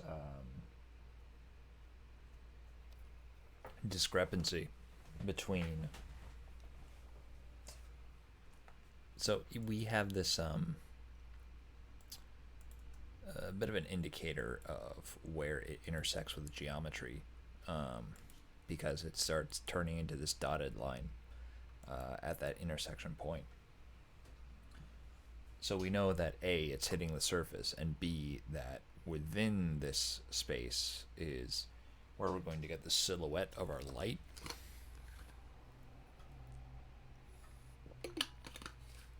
And so as a player, you kind of think, oh, okay, as long as I don't step into that lit area, that is where I'm going to be detected, right? Turns out no. Because apparently, if any part of the player intersects with this, then that counts as a detection. And that, I think, is very strange, you know. All right, we're switching to lighting preview.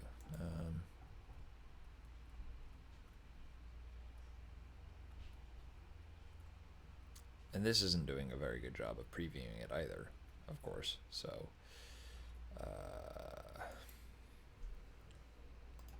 I don't know, man. Run it squared, fade one edge.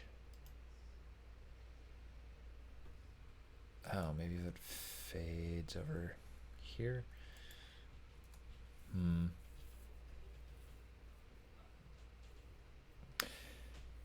So yeah, that is a tricky thing.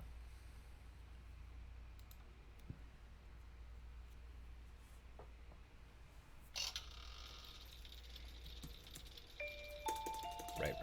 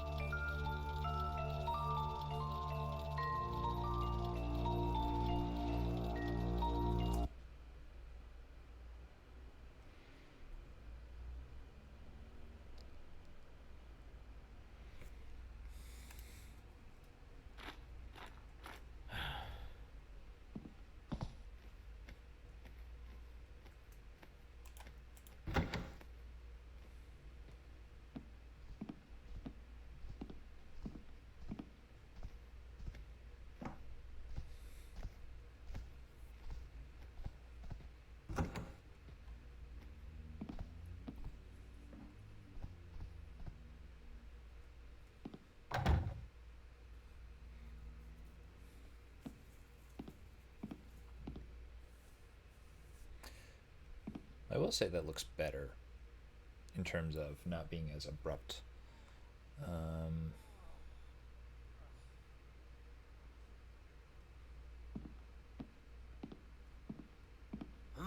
Was that... Bugger. What was that? Okay, so the player sticks to this side completely. I want to piss on your corpse when we're done here. God damn it.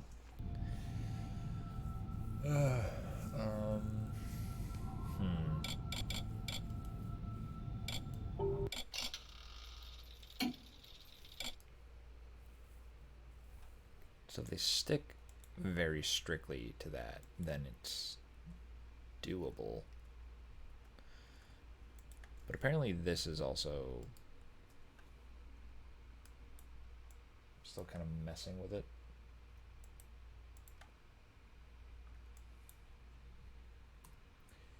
I think if I shrink this down a little more, that should be okay.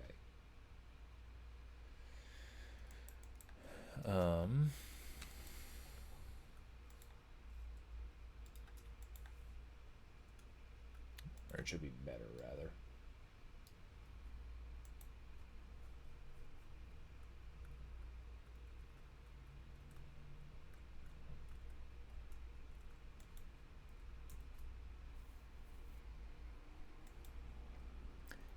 Yeah, and I need to figure out better solutions for not having this spill over.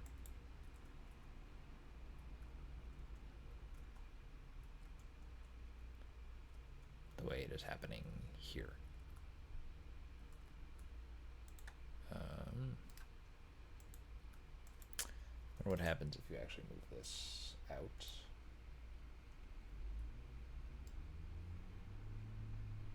Actually into this room.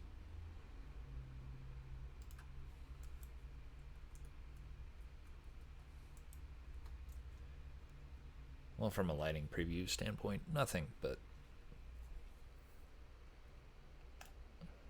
I guess we'll see.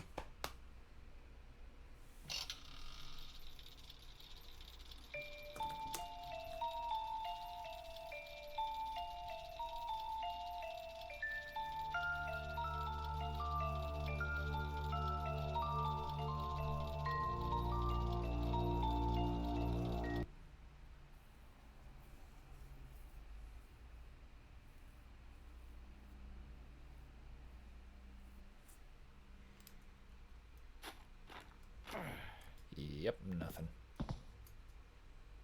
Great. Great.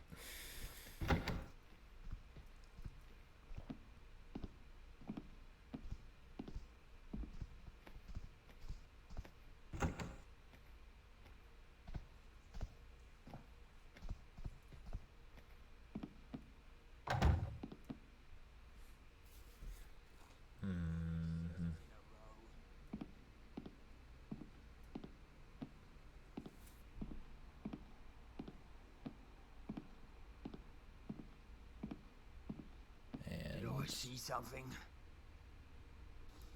Bugger. What was that?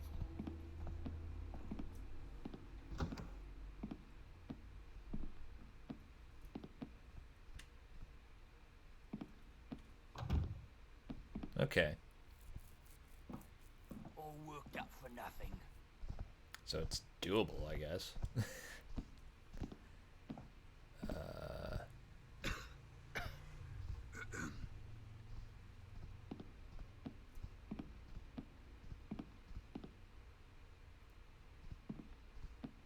So if I move out here.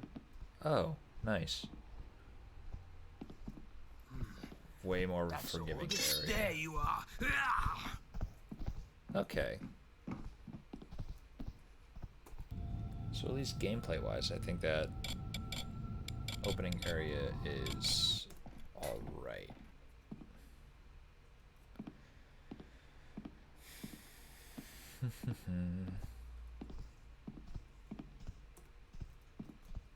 I'll put his head down in a bloody pit hole if I catch him.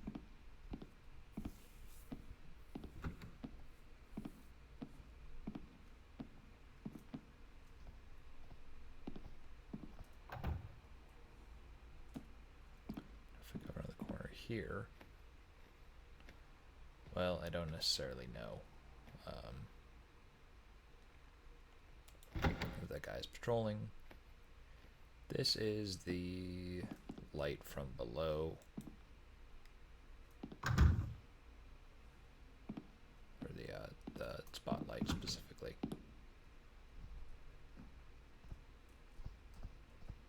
It looks very strange.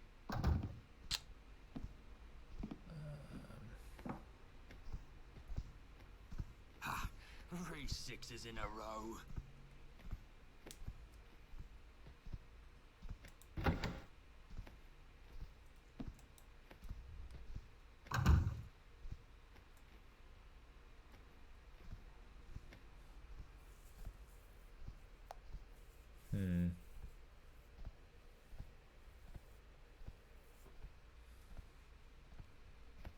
Oh, that cast shadow is nice.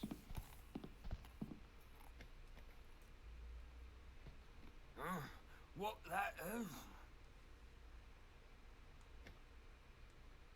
Hey, who's over there?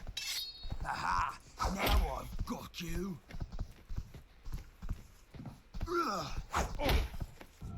Okay, so things are a little better.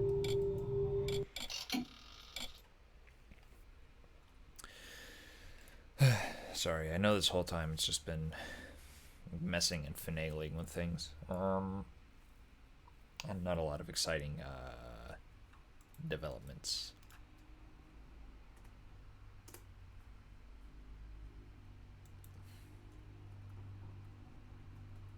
But I do think we're getting somewhere.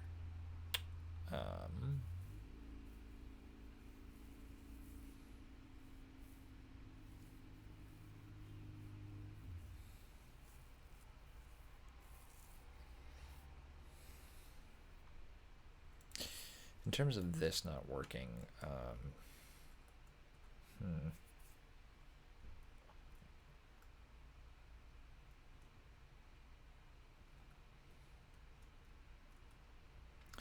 because this is lighting these faces on the other side. I don't know why it's thinking to do that. Clearly this is world spawn. I don't know. I think there's excuse me. I think there's some fakery we could do. We could like shrink this to be very particular in terms of where it's casting shadows, and in terms of like maybe just getting it really up close to the actual light source. And then we maybe had like another light out here to sort of fake the spread of it. Maybe we could do it that way. I don't know.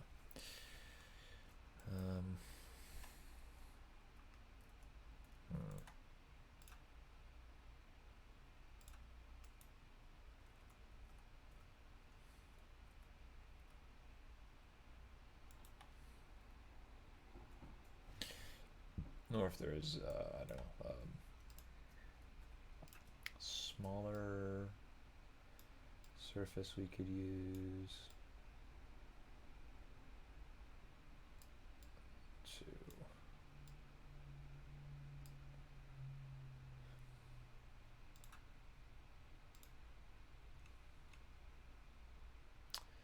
God dang it, I just lost it. Selection. Oh. Well, I guess that makes sense.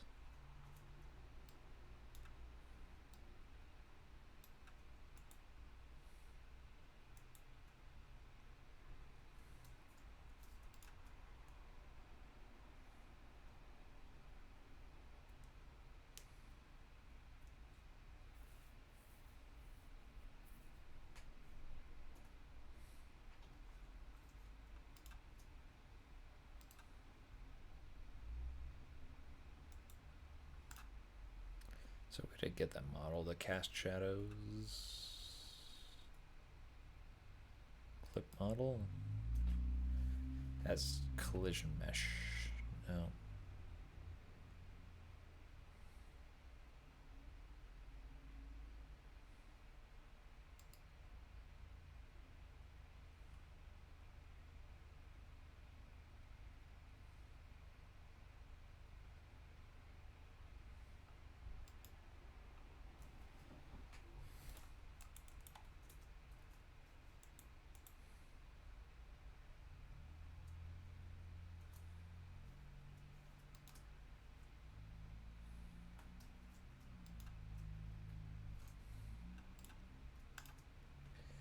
This.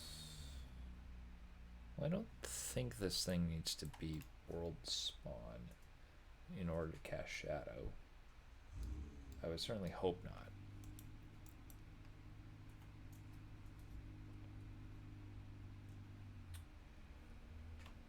Yeah.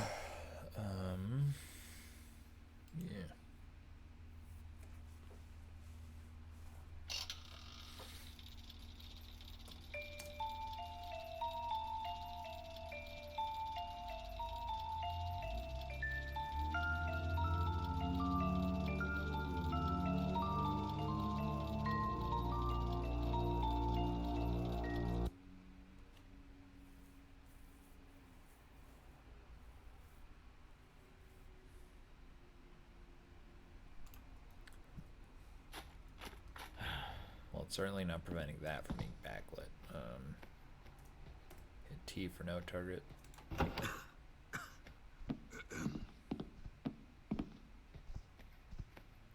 is that actually casting shadows? No, it's not really doing anything.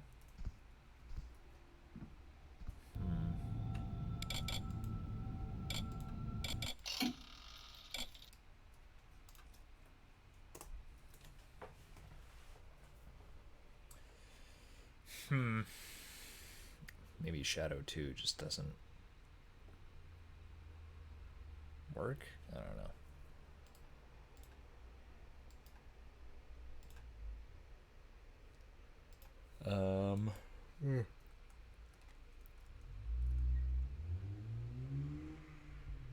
We can do at least some new stuff before we go. Largely because this was probably quite boring. So, given that this is func static, we know that people are not going to be able to path along this. So, excuse me. Let's do something to fix that.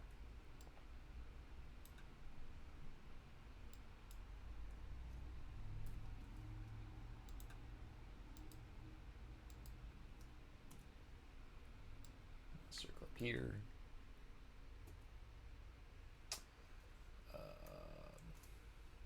Let's just bring that in. A tad.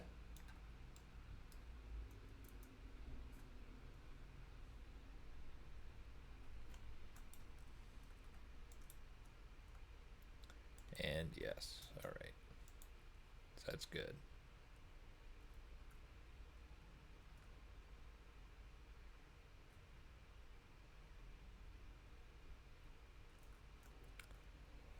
Okay. And now in here,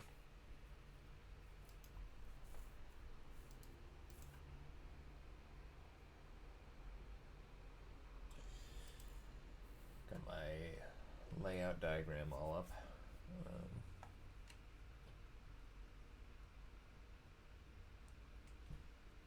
Actually, this is not going to be terribly tough in terms of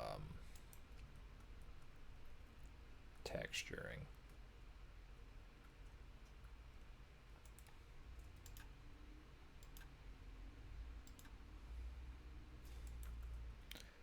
Don't think this peeks out. Oh, it does. All right, well.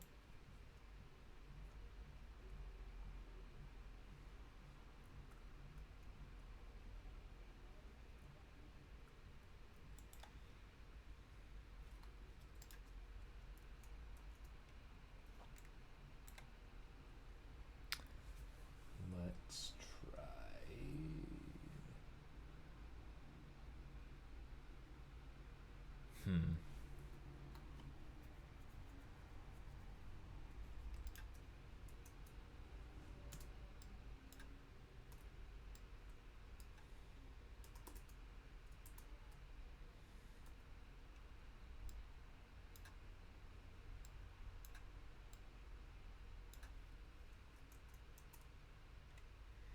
Can make that razor thin.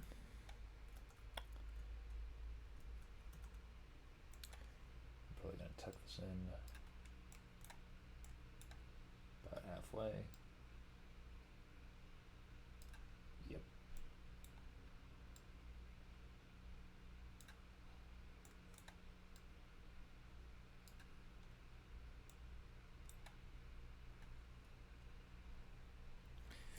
Then we're gonna give this a nice wood plank texture. Just this for starters.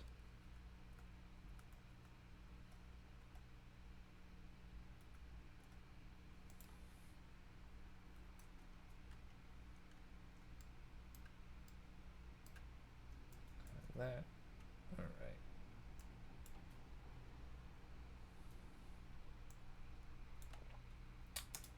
Then here.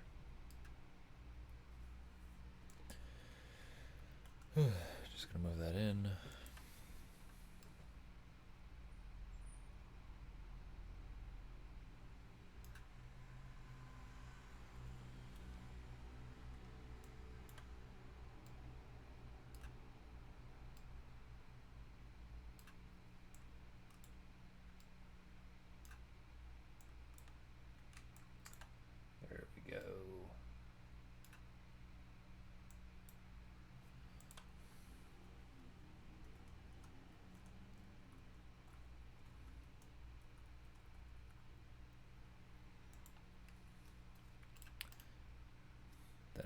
think if we bump that up to about 8. Yeah, that's about right.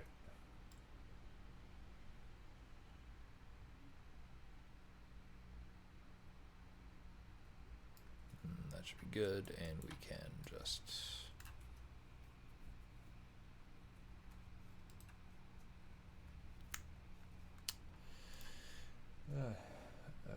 make a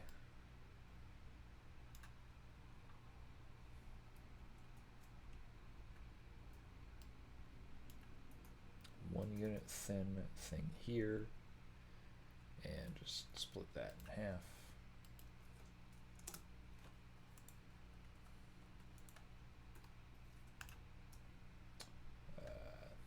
Move this in.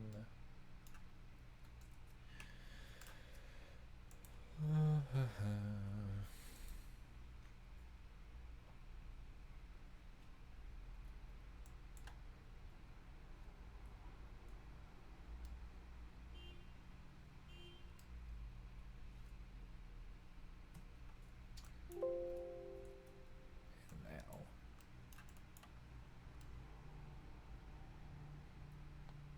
push that in here, maybe? Yeah, I gotta figure out how to split this up in the least number of ways possible, so.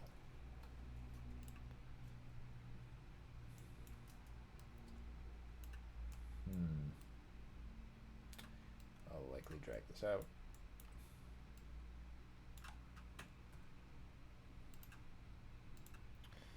Split it this way and split it that way. And then unselect that and delete. Nice.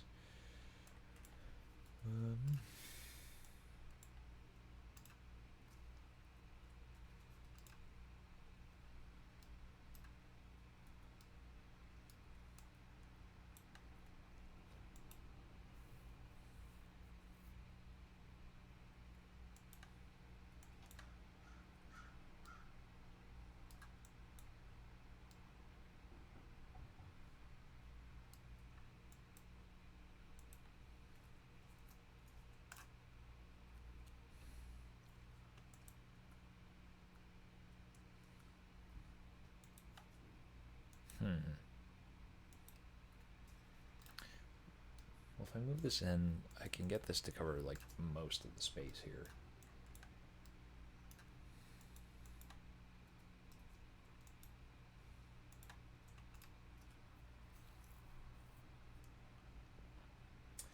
I'm not making it easier on myself by making these funky shapes back here.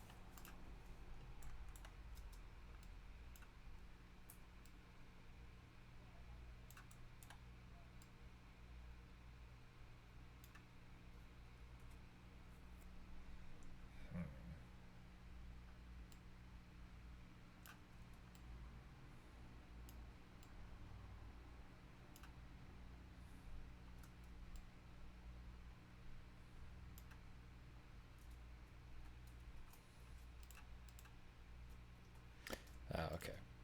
Just get rid of that. Extend that up here. Yeah, we're good.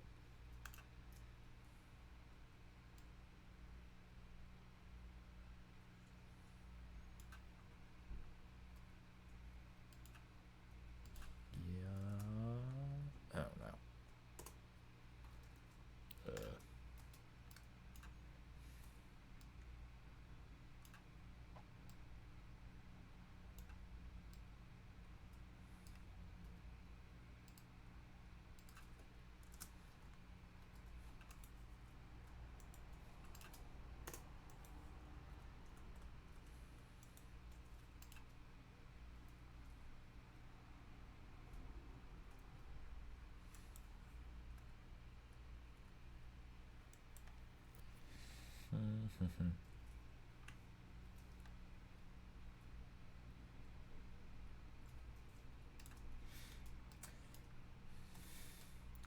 Yeah, so one of the weird intricacies of using this editor is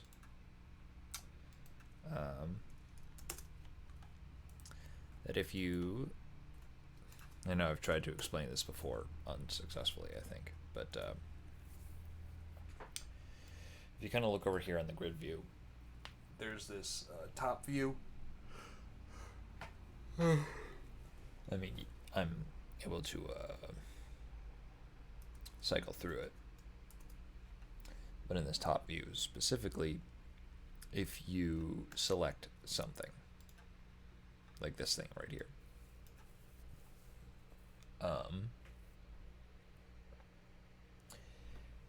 if you drag things out in the same view, what will happen is that it'll create a thing in the top-down view that is normally the same thickness in the dimension that you can't see in this view. So, for instance, if we were to do this, oh, delightful. If we were to do this differently and say, oh, whoops, that is not what I wanted.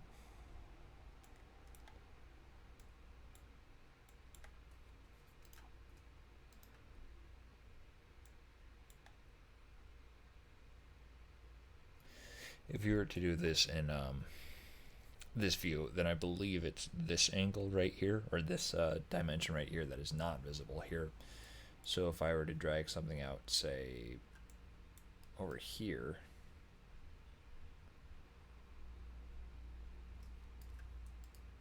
then this and that,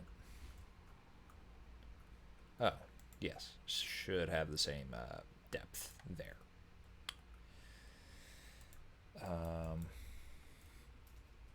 So the thing is that I'm doing this with things that are 1 unit thick, and they, well, I'm going to convert that into func static, just to sort of tile over the floor here. But thing about that is that my grid size is set to 8 units right here. So if I do select this and then unselect and drag out, normally that would be 1 unit thick if the grid was set back to 1 unit, but it's set to 8. So as a minimum, it's gonna round up to the nearest multiple of 8, which would just be 8. So it kind of messes me up a little.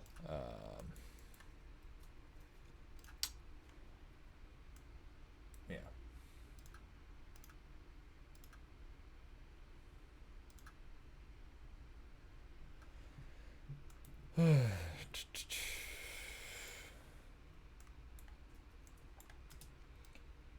Yeah, it was very strange. I thought that oh, and by the way, if you just take this and make a copy, then it won't round to the grid, and it'll just respect the existing dimensions of the thing. So yeah.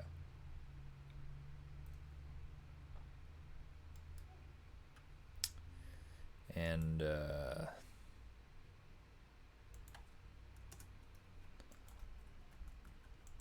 what was it? Initially, I knew that there were going to be points when I was doing this where I would be frustrated or tired, or I would hit something that I knew would be a blocker or an issue, something that I would have to figure out a way around.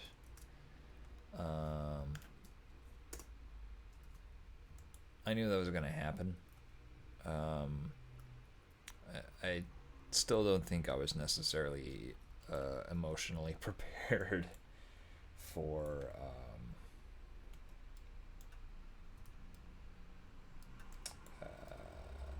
stuff like this. I knew theoretically the ship not being able to move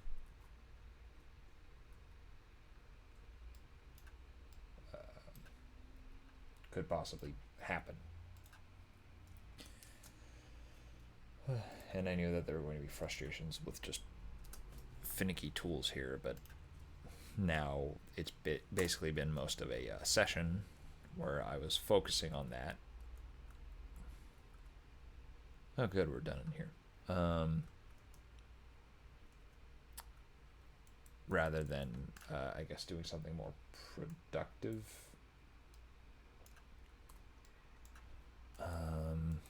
And boy, howdy, I tell you. I'm tired.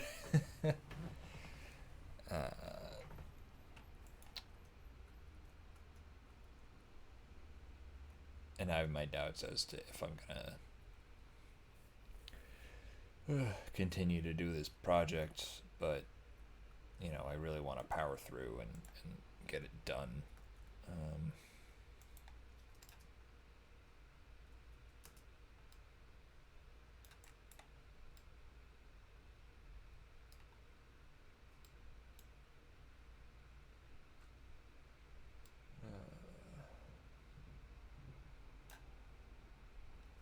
Yeah, you know. So, I think I wanted like a supply closet or something back here, but I think that's going to be preoccupied with the stairs.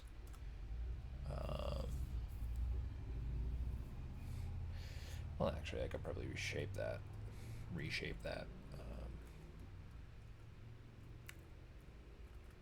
Is that even 30 degrees? Yeah, I think so. Alright, well, instead of this, let's remake these stairs.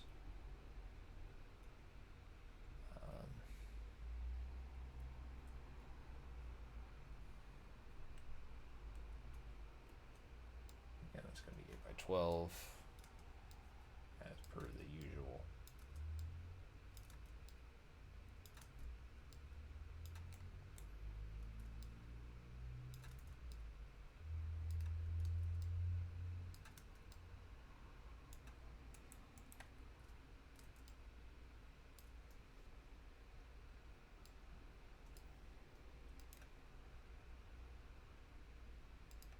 Yep. Yeah, that's about right. And I will convert that to func static. But what I'm also going to do is right below this,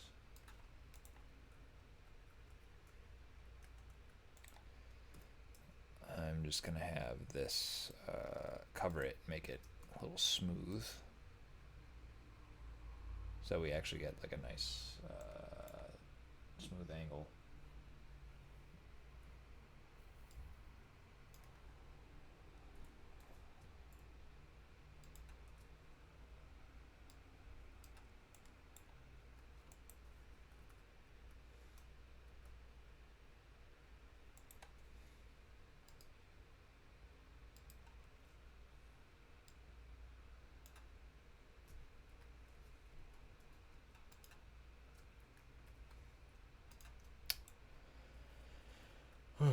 And of course, we want to stretch this down a little more so we don't have the stairs peeking through, the bottoms of the stairs.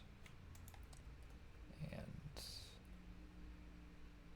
I don't think the reverse is true. So nice. And yeah, looks way better already. I think I'll stretch this down though.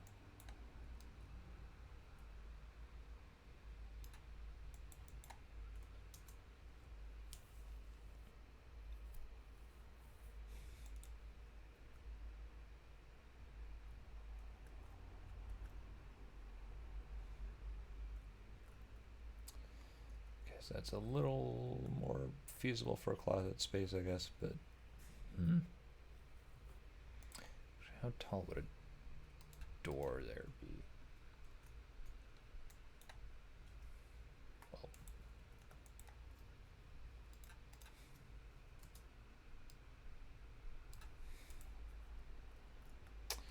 Well, oh, yeah, that's fine.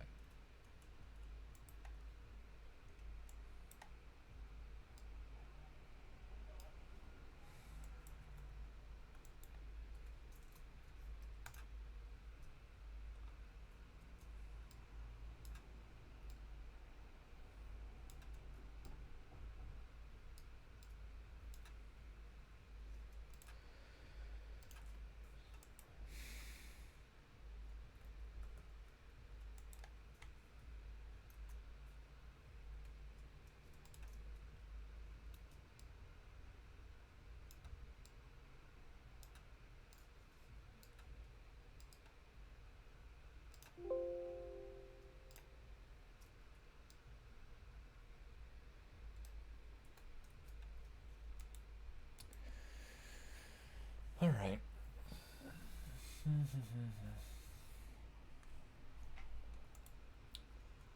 Then I'll do the interior here.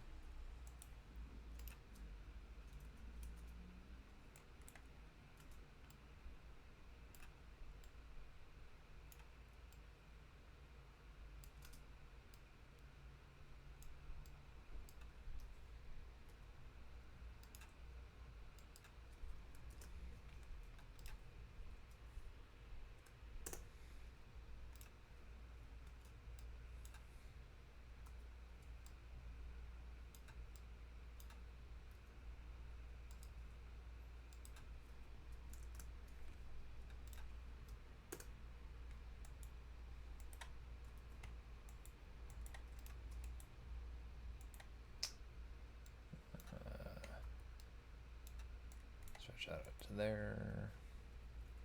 I don't think that's poking through. Oh, it is for Z fighting, but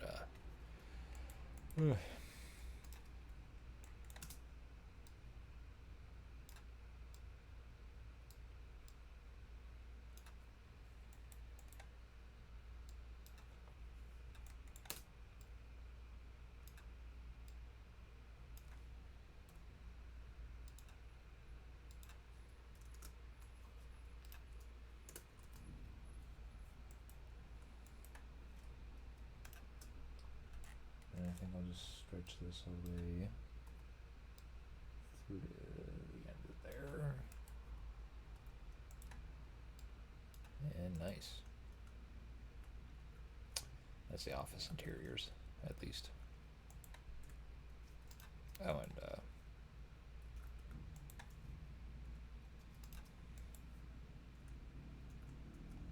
gotta get this.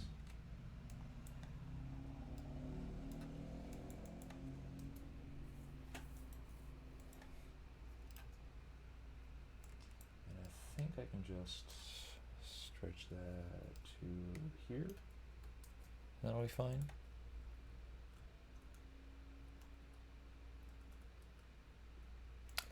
And I want to replace the stairs here.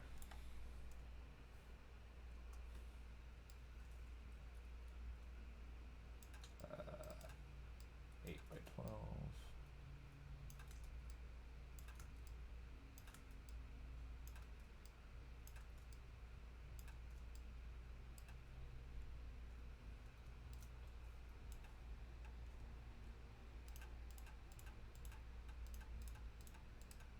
That's all going to be funk static.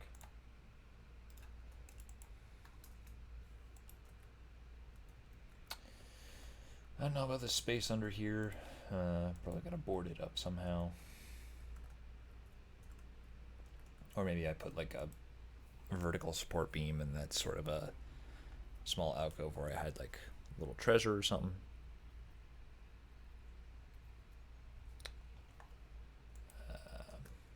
And I should do the same with this.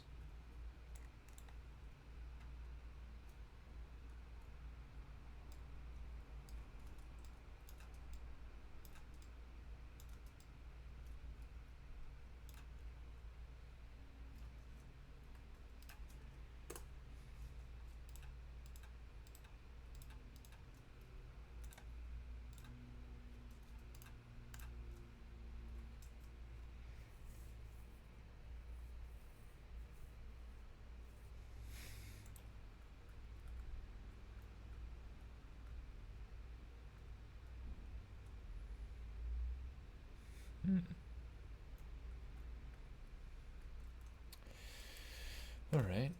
Hmm.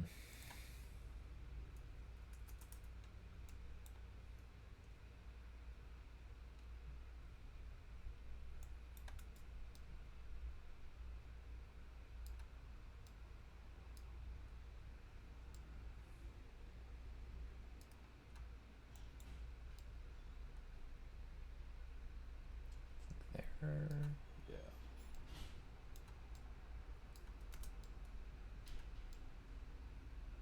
Call that.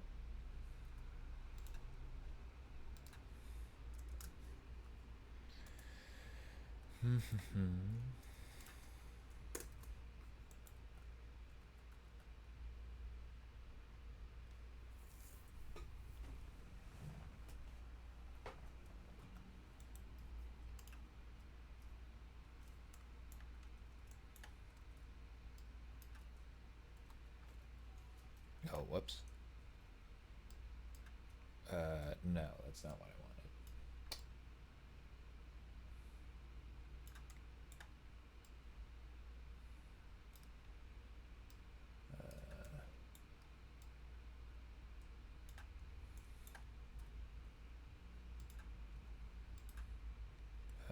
Nope.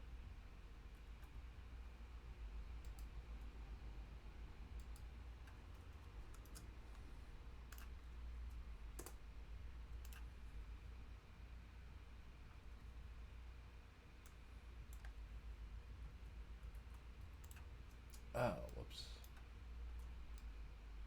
I cloned the wrong one, I think. Right, selected the wrong thingy. So.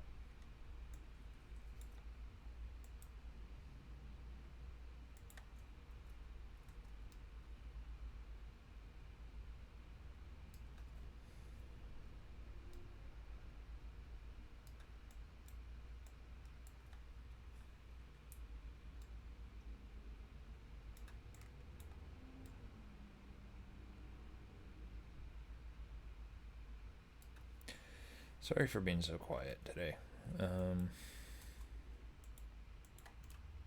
Or at least in the past hour or so.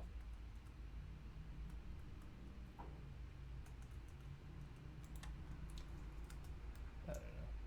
There's like a lot of different ways or things I feel like I should be doing.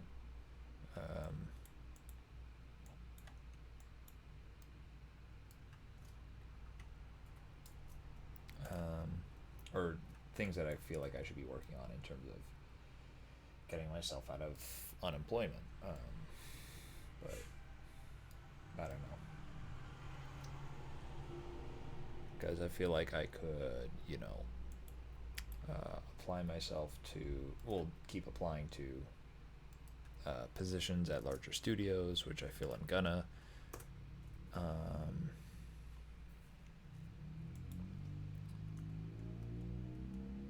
But then I feel like, there's the albino lullaby stuff I'm still working on.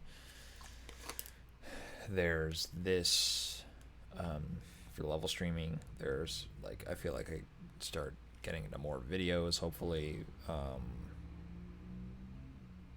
And I also feel like I might want to start up like making my own game and seeing if I can like get that done on Kickstarter. But I feel kind of overwhelmed because these are all just potential options. And I feel like if I commit to any one of them could end up with me being pursuing it successfully. But I don't know. I just don't necessarily know which one is the right choice.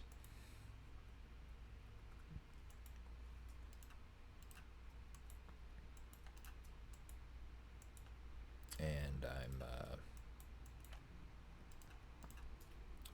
I feel like I'm experiencing a bout of option paralysis, if you know what I mean.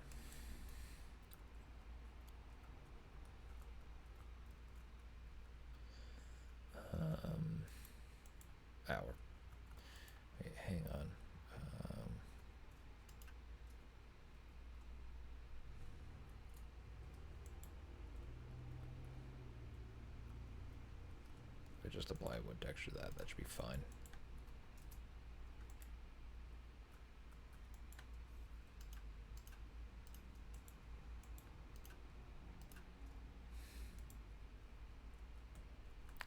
And I just don't know which way is the right way forward. And I'm really tired, but I'm also scared because I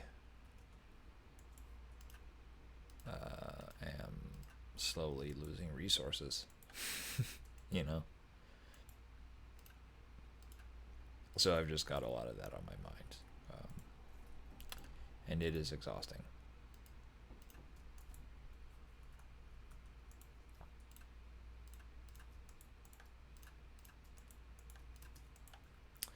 Alright, I think that's the whole surface, at least on the first floor, in terms of what needs to be turned into wood. So,